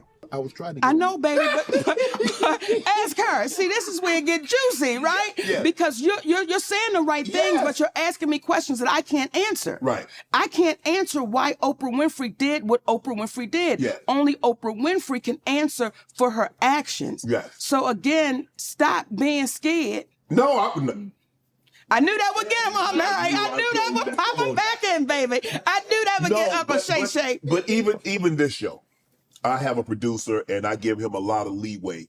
But I've had people reach out and say, well, a family member said something and I want to come on your show and refute it. That ain't what we do here. Right. It's like, it ain't gonna happen. It's almost, you don't cross that barrier. We don't do the family thing. You don't do the family thing. And I'm gonna bring this up. I wasn't gonna do it. But damn it, this seat. I say you might want to have another Look, this seat make you go, truth, tell it. No, tell the damn truth. God damn it, tell the truth. Because family is sacred. It's supposed to be. And we don't cross the line with family. Mm-hmm. And people begin to get comfortable to jump on the Monique bandwagon of Monique doing things wrong, and she doing this and she doing that. And there's a brother named DL Hughley. Yep. And until he take accountability, I won't let it go. What? Because, what would you get ready to say? I was going to say, what did DL do? Now, DL always been a snake, especially when we know the role that he played with the alleged role that he played in the transitioning of Bernie Mac. So we know him, Steve Harvey, and I think it's him, Steve Harvey, and somebody else I may be missing. But, it was alleged that they made a comment that ultimately ended up with the, unaliving of Bernie Mac. Let me tell you. Baby, that voice went up, didn't it? DL is friend. He like, that's my friend. No, I've met DL on several occasions. I don't know DL like that. Okay. Do I know DL say like I know an earthquake? No. Do I know, since I've interviewed Kat, had several conversations with him, do I know DL on that level? No. Right. See, when we say family is sacred, right? Family is sacred. And we know that you don't cross the line when it comes to family. Correct. Right? I do DL's ready. Yeah, Cedric the Entertainer. Cedric the Entertainer. That's who it is, Virginia Morales. Yep, Cedric the Entertainer. Thank you. Show. Yes. DL Hughley is not there. His team is there.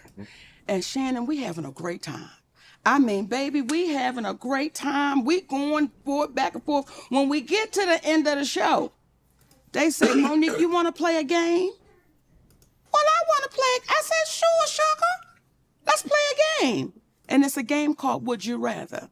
Oh. Yeah, Ricky Smiley too, John Clark. Okay. Now, Monique, you should have said I'm too old for this game. Wait a minute. We're having fun, baby. Right? We're having a good time, Shannon. Okay. It's the sister there and there's two other guys. We're having a great time. It's a beautiful Black unity cookout. Okay. We're having a good time. Okay. Would you say your wife was your family? Is that considered family? Yeah. So your husband is considered family, Absolutely. right? Okay. So here we go.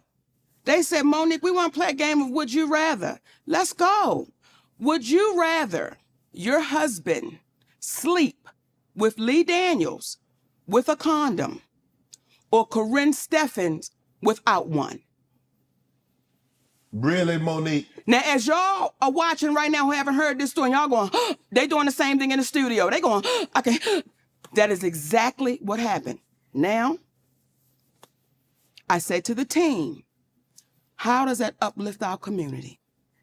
I said, sister, and her name is Jasmine, how could you ask another sister that? Well, we just planned. I said, tell me the joke in that, because I don't know what you're insinuating. Then you're involving people that have nothing to do with nothing. Like, what are y'all doing? So I said, I'm going to call my brother. DL. I'm going to call my brother. I call DL Hughley on the phone. I say, hey, baby. Yeah. Huh? That's how he responds. Yeah. Did he know it was you? Yes, because they called him to let him know Monique's going to be calling. Right. Like this, it was getting crazy. Right. I'm like, just let me get on the phone with my brother, right? Yeah. Hey, DL, yeah. I said, listen, I just got off the phone with your team and they wanted to play this game, Would You Rather? And it was like stupid, like asking me about my husband and Lee Daniels and Corinne Steffens. And his exact words, well, that's how we do it. I said, DL, how does that uplift our community? And again, I don't know what y'all trying to insinuate, but brother, what you doing? Like I said, that's just how we do it. So it is what it is. Now, it got so ugly that my attorney had to send a cease and desist. So it never aired. So we have, like, when Cat Williams talk and people, truth tellers talk, we have receipts to everything we're saying. That's how that whole thing got started, okay? It's family. My husband is my family. Yeah. Now, you babies that are really good with this internet, through the years, I've watched DL speak ill of me. Through the years. I never knew DL Hughley had a problem with me. But when Cat said they all a group, he forgot to put DL Hughley in the group. Through the years, I was bitter. I was dangerous with what I was doing, saying that it was inequality. My husband didn't know what he was doing. This went on through the years. I was unloved, all of these things.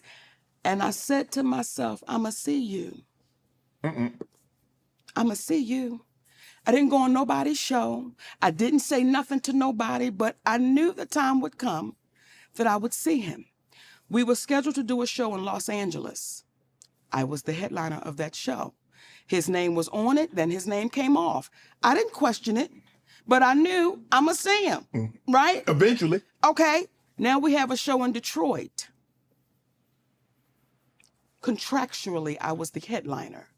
DL Hughley posted a memo. Now, when you signed your deal for the Ravens, did you sign a contract or a memorandum? I signed a contract. You see how you say that? Like anybody that knows good business, you sign.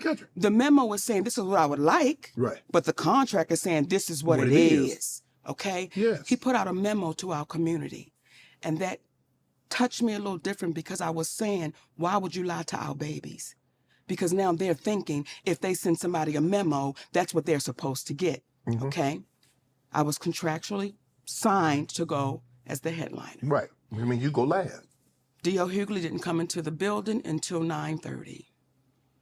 Now, contractually, I said I have to be on stage by 9:30 because if the show starts at 8, I refuse to keep an audience waiting. Right. That is disrespectful to the audience. Correct.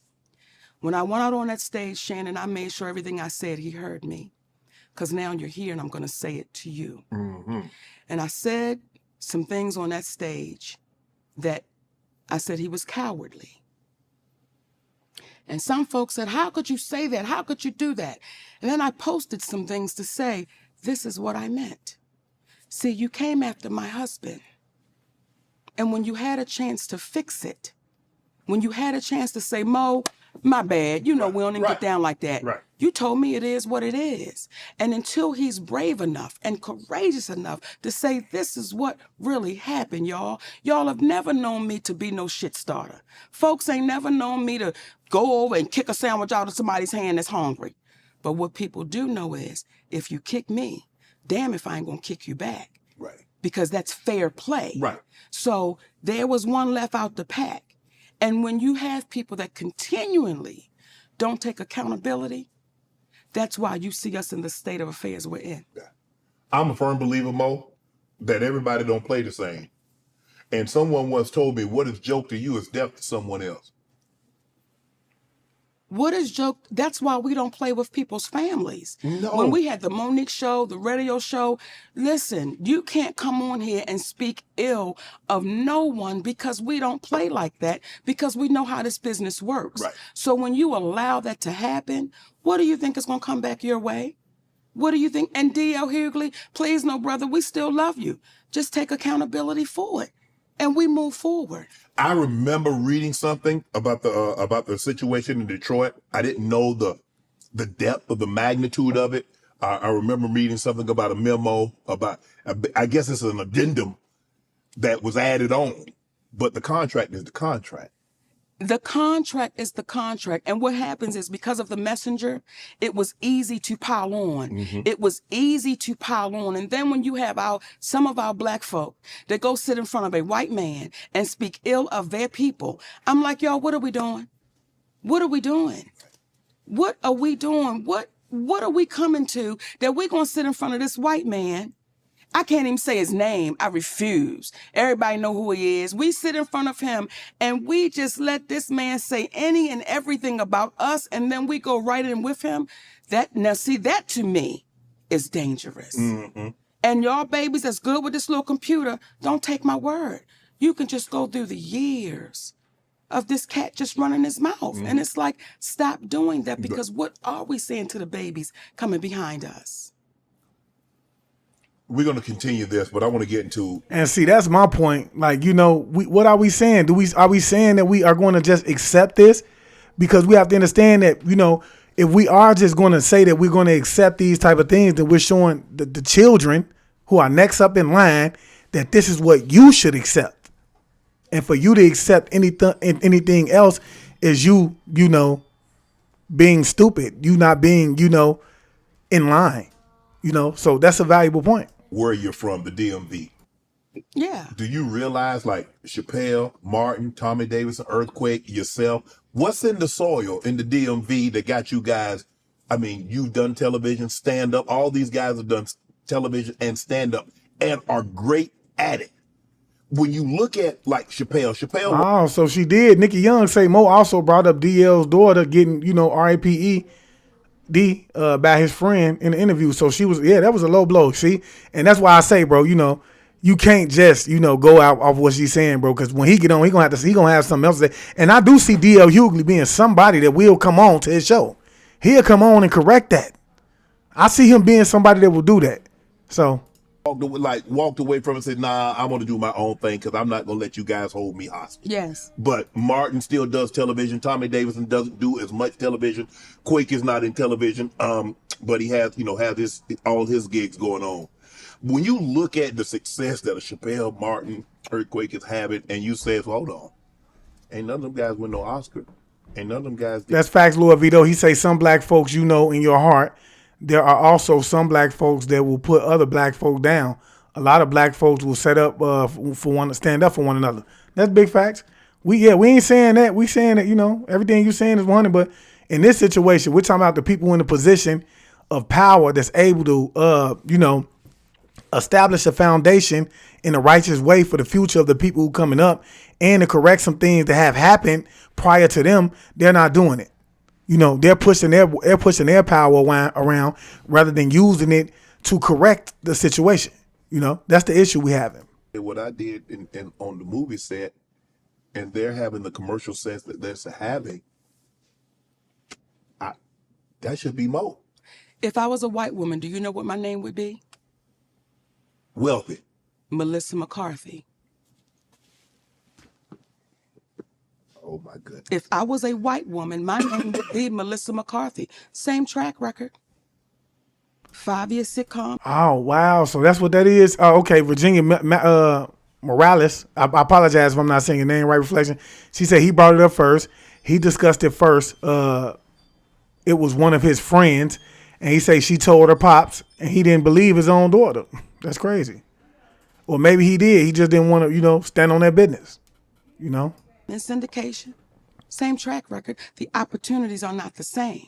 So when you have, and as you read all of those things off, and you say, wait a minute, Mo, none of them have this, none of them have that, we get judged by a different stick. We get judged by a different stick. And then when I had people judging me, I'm like, you judging me by your yardstick. You've not done what I've done. And I say that humbly. You've not had the accomplishments that I had. Right. When I hear Brother DL Hughley say, with that Netflix special, I just accepted anything, whatever they gave me. These are not my words, they're his. Right. Well, that's how you do business. I'm not mad at you accepting anything. Right. Why are you mad at me saying I won't accept anything? Right. That's the difference. Mm-hmm. It's like, people were judging me. I was hearing people, Shannon, okay? I didn't know we had so many tender people in our group. Yeah. I didn't know we had so many tender love. I didn't know we had so many tender people, and I wouldn't want to be on the front line with these tender people where it's like, oh, I can't believe you said that. I can't. But is what I said the truth? Is what I said the truth? Mm-hmm. No, I didn't put no sugar on it. Right. It was shit. Right. And I didn't try to make it taste good. We got to stop running away from what is real, and we run into fantasy. And that's how come we keep staying where we sit. Mo, before you became, And see, that's the point that I like to make. You know, I like to make that the truth is meant to shake you up. It ain't meant for you to be looking like, why you said that? It's meant for you to look within yourself and say, well, man, it hurt, you know, but it's the truth. I need to correct it. You see what I'm saying?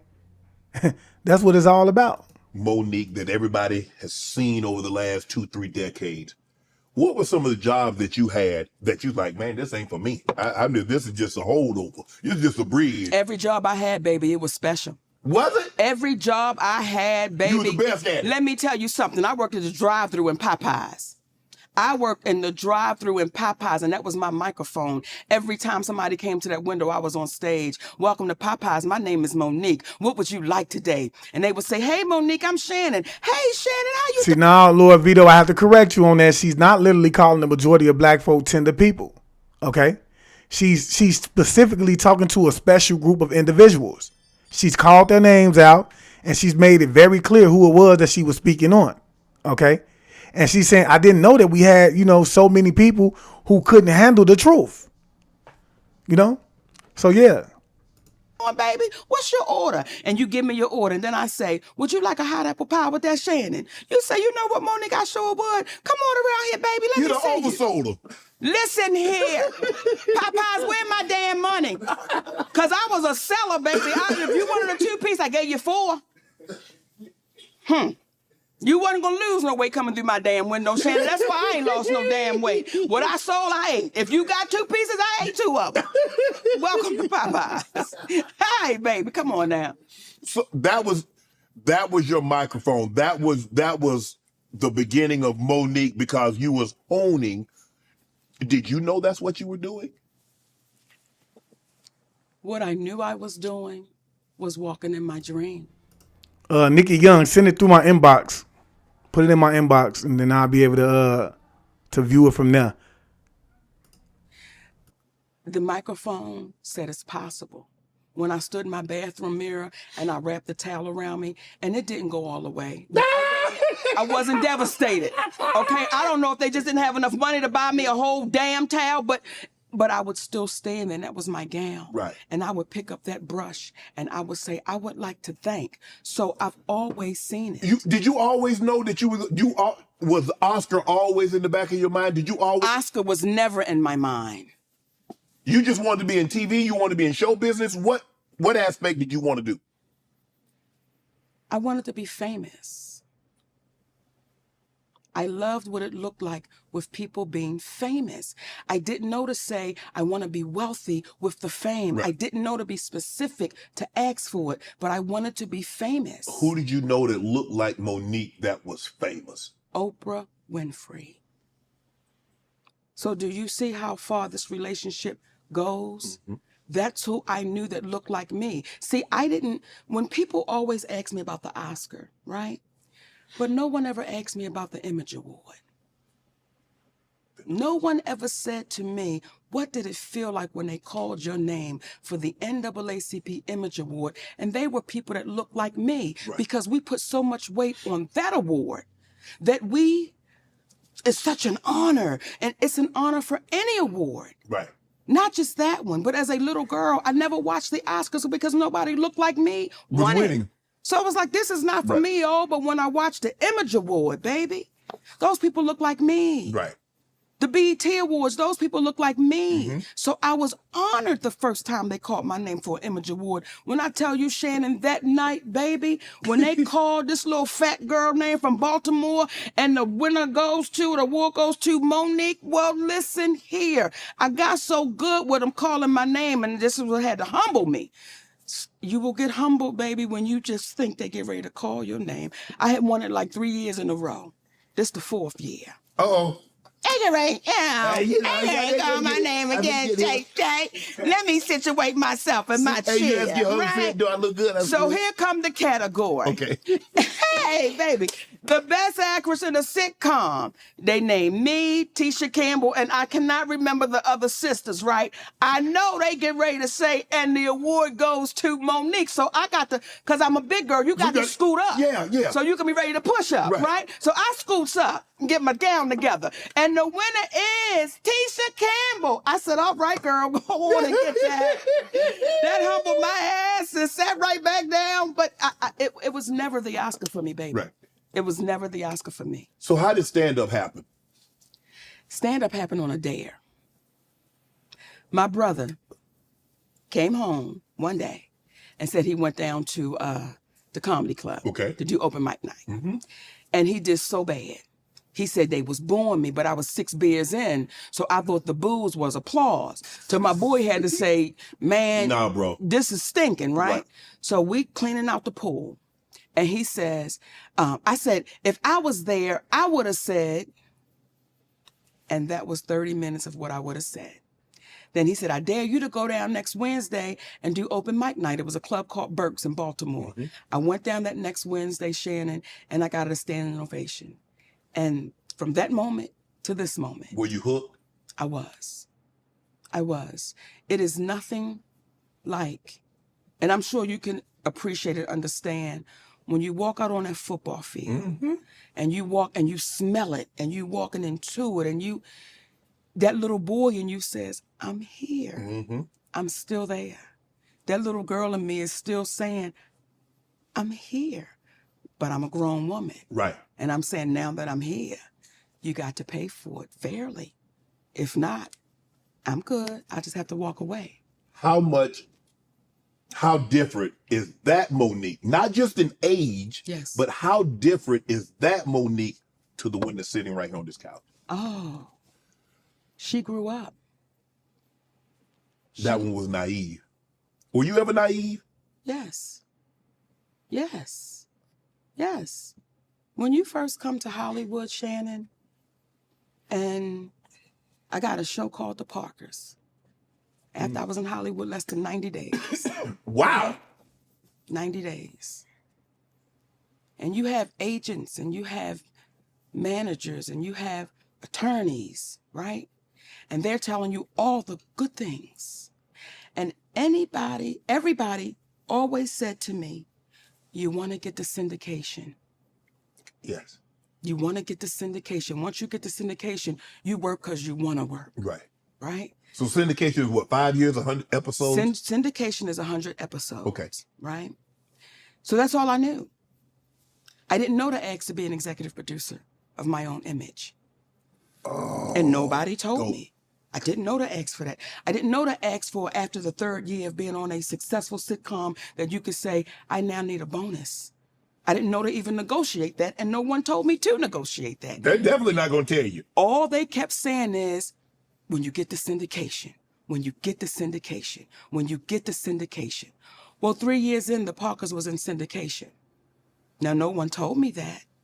You learn it once you open your eyes, because now I'm going around the country doing promos. The Parkers is coming on at 4 o'clock in your city. The Parkers will be on at 2:30 in Sacramento. Y'all make sure y'all watch the Parkers. It's coming on.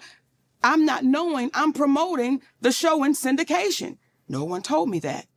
All we're doing is saying if we get to 5 years, we got to 5 years. 110 episodes, me and a beautiful young lady named Countess Vaughn, who was my baby to this day. We had the Laverne and Shirley law, right? You're supposed to be equal. Yeah. Once we got to the 5 years, our attorney, my attorney, and the agents said, oh, the Parkers made money. Y'all gonna get paid from the Parkers. It's made money. Okay. Years go by. By 2004, the Parkers, we went off the air in 2004, right? In 5 years, by 2009, the Parkers had made $800 million. You're like, oh, yeah. Stay with me. Money. Yeah. Hey, come on. Hey, yeah. All right. Okay. Because we're waiting to get this money, Shannon. Check is coming. We get a call. We got to do an audit, and everything. Okay. And that was in 2009 that it made $800 million. We're now in 2024. And they're trying to convince Countess Vaughn and I that show made no money. No. They're trying to convince. Man, they so dirty in the industry, man. This the point I be trying to make. They are dirty in the industry, bro. You have to be well educated from a business standpoint. You see what I'm saying? We have to go in with saying, hey, man, I'm going to learn this, bro, even if I have to go to a class, you know, even if I have to pay for a class, because everything is not always about having fun. See, I do believe that she had gotten so far up and she was just enjoying the limelight of the industry. And that's what they do. They keep you distracted, right? You see what I'm saying? So that when these type of things take place, you know, you're not asking about those things. Well, take Monique to the club, take her to the radio station. She's so caught up in her becoming this big face, this big personality, that she disregarded the business aspect of it all. And I feel like that's what made the difference. Says that a show that cost roughly $65 million to make. In our last year of shooting the Parkers, Countess Vaughn and I made $55,000 apiece. That's it? How much were you making an episode? $55,000 an episode. Okay, so how many episodes did you shoot that last 5 years. That last year we shot 22 episodes. Okay. We made $55,000 apiece at the end of a top-rated sitcom. Hold on, time out. Are you saying you made $55,000 for 22 episodes, or are you saying you made $55,000 per episode? Because I want to make sure I'm hearing you correctly. Let me make sure you hear me correctly. We did 22 episodes. Yes. We were paid $55,000 per episode. Okay. For 22 shows. Okay. Okay, yeah. That's on a hit show. Right. That is unheard of. Yeah. Because we're two black women. I don't know to fight for it. Right. Countess is a baby in this business. So I don't know to say that we should be making $100,000, $150,000, $200,000 an episode. So now today, y'all want to convince us that show made no money? That show has made over $2 billion, and I'm guesstimating. And you want to convince us that our percentage, we made no money? We can't allow that to happen. Right. That's why we're fighting. That's why we're saying, no, guys, we can't sit on our hands like that. Right. You know how many of us, when you watch Good Times, when you watch The Jeffersons, when you watch Sanford and Son, whose family is benefiting from our images? Because the damn show ain't ours. Wow. You see why I fight the way I fight? Yeah. Because if it does not make sense, you have to explain it. And I'll go back to Tyler. Hey, I'm gonna say this, man. Yes, it's safe to say that after this interview, she might not get another show till she croak over and pass away, bro. Because she is exposing the way the industry is set up from a different standpoint. You see what I'm saying? And see, we heard the same thing happen with Dave Chappelle. Dave Chappelle went live in one of his interviews and said, man, look, I'm asking that y'all do not support the Dave Chappelle show because they stole his whole likeliness and his image. He's not getting paid off of any of that. He said, if you love me and support me, man, do not support that show. It's crazy, bro. Like, and you know what? In certain situations, man, we can't do nothing but blame ourselves and our management team and the lawyers, but we have to blame ourselves first and foremost when we do these type of things. Because see, the difference between 50 Cent and someone like a Monique is that 50 Cent actually took the time out to educate himself from a business standpoint before he went into the office and sat down. See, that's the difference between a Jay-Z and just a regular person, because they have educated themselves from a business standpoint. Therefore, when they sitting at these tables with these different demons, these different sharks, okay, they ain't budging because they know what it is that you know, they know their business and they know their worth. That's what it's all about. Perry, you know why Tyler Perry don't want to talk to my husband? Because he can't talk around him. My husband don't care nothing about that man's money. We don't care nothing about your title. We care about your character, brother. We care about your integrity. And what you gonna pay? What you gonna pay? How you gonna make it right? How you gonna make it right? Because if I am your Aunt Mary, and I really belong to you, as I really belong to you right now, Shannon, I am your sister. Mm-hmm. And you heard something that was wrong. Yeah. How can Tyler Perry make it right, Mo? Give you a job, give you a sitcom, say, Mo, okay, you know what, Mo? Sitcom, you're gonna be the executive producer, I'm gonna be a co-executive producer, you're gonna do the sitcom. If somebody cost you, Shannon Sharp, millions of dollars, yes, do you want to be compensated for what they cost you for a lie? and a rumor? Yeah. So at that time, I was making roughly between $2 and $3 million a year. Right.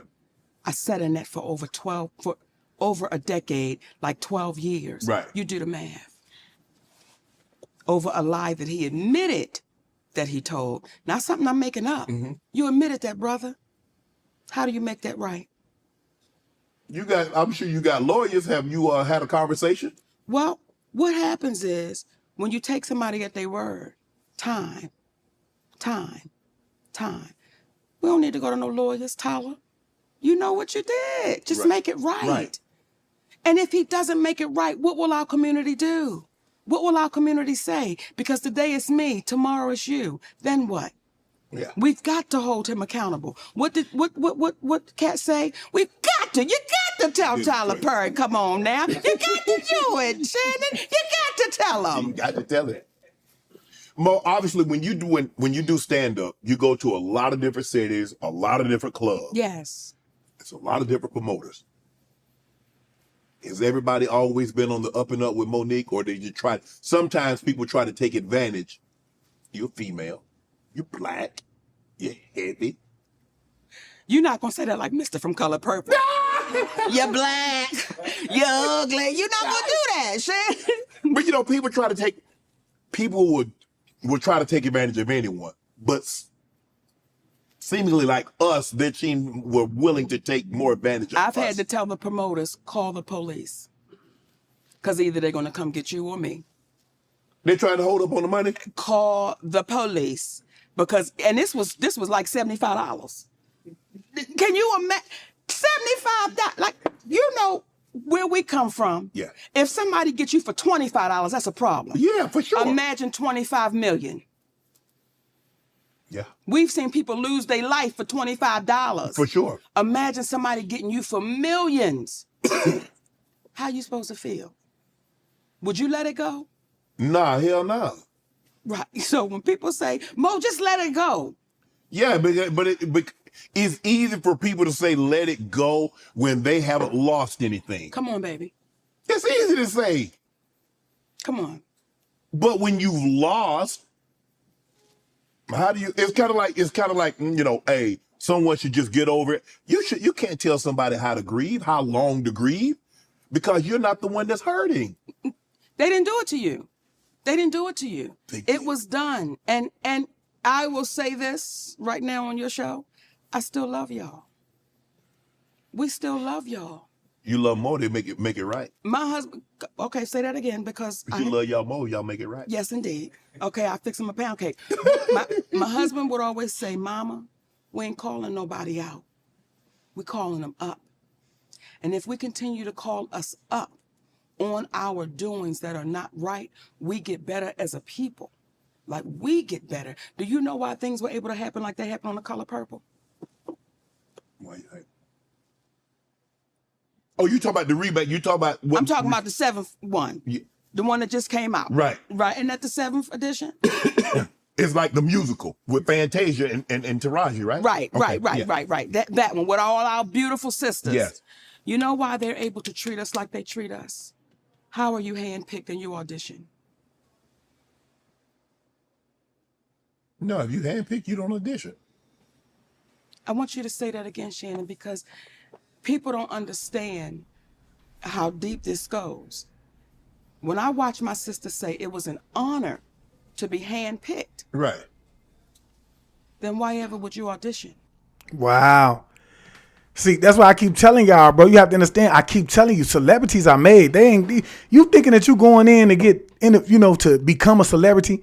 You thinking you going in, bro, to actually audition, bro? The whole time they know who it is that they want. Denzel Washington say he never thought he was gonna be an actor. He was outside on the basketball court playing basketball when somebody came up to him and said, "Hey, you look like you would be a good actor. I'm gonna make you who you are." Yeah, they chosen.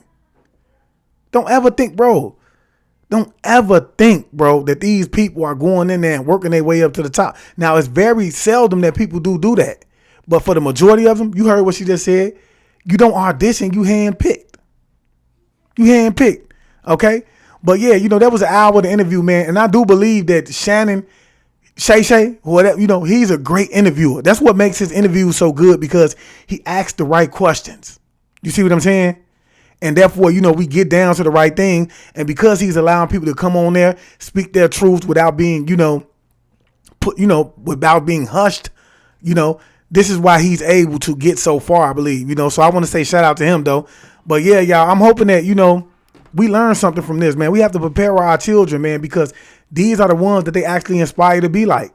This is the direction that they actually inspire to be in. And it's because for everything that she said in the beginning, because they see the reaction that the majority of the celebrities get when they get out here on these stages. They see how the fans scream, holler, and yell for them. So they don't want to take other routes. They think that this is the best route for them to go. They don't want to be doctors. They don't want to be teachers. They want to be famous. And see, when you want to be famous and that's all you want to be, man, you end up signing your soul on a contract in blood. I forgot who said that. Yeah, when you want to be famous, bro, you end up signing your name in blood on a contract. Especially if you going in there, bro, and you ain't been spiritually equipped enough to go in there. You see what I'm saying? You can't see the demons for who they are. You think everything is all good. Just like she said, when we first walk into the industry, what happens? They tell you, you're going to be great. You're going to be woo, woo, woo. And with certain people, man, when they know that you're very talented, they look, this is their whole goal. They want to give you a taste of this life. They want to give you a taste. Okay, give him a couple million, man. Give him 2-3 million, man. His next contract is going to be 22-30 million. He's already gotten a taste of the industry. We're going to get him to, keep this taste. But this time he's going to give us the offering. Now, I can't say everybody, but yeah, it's a lot of people. It's a lot of people that's on the darker side, man. All right. And with that being said, man, I hope you enjoyed the content, man. And I hope you guys learned something that you might want to take and teach to your children, man. All right. But if you haven't already, please get over to YouTube and follow me on YouTube at I Am Awakened. Also, don't forget to follow me on Instagram at I Am Awakened _chosen one. And I just want to leave y'all as I came. I want you guys to always be aware, because to be aware is to be alive. And as always, peace, family. Peace meaning positive energy. Always creates elevation. Ashe.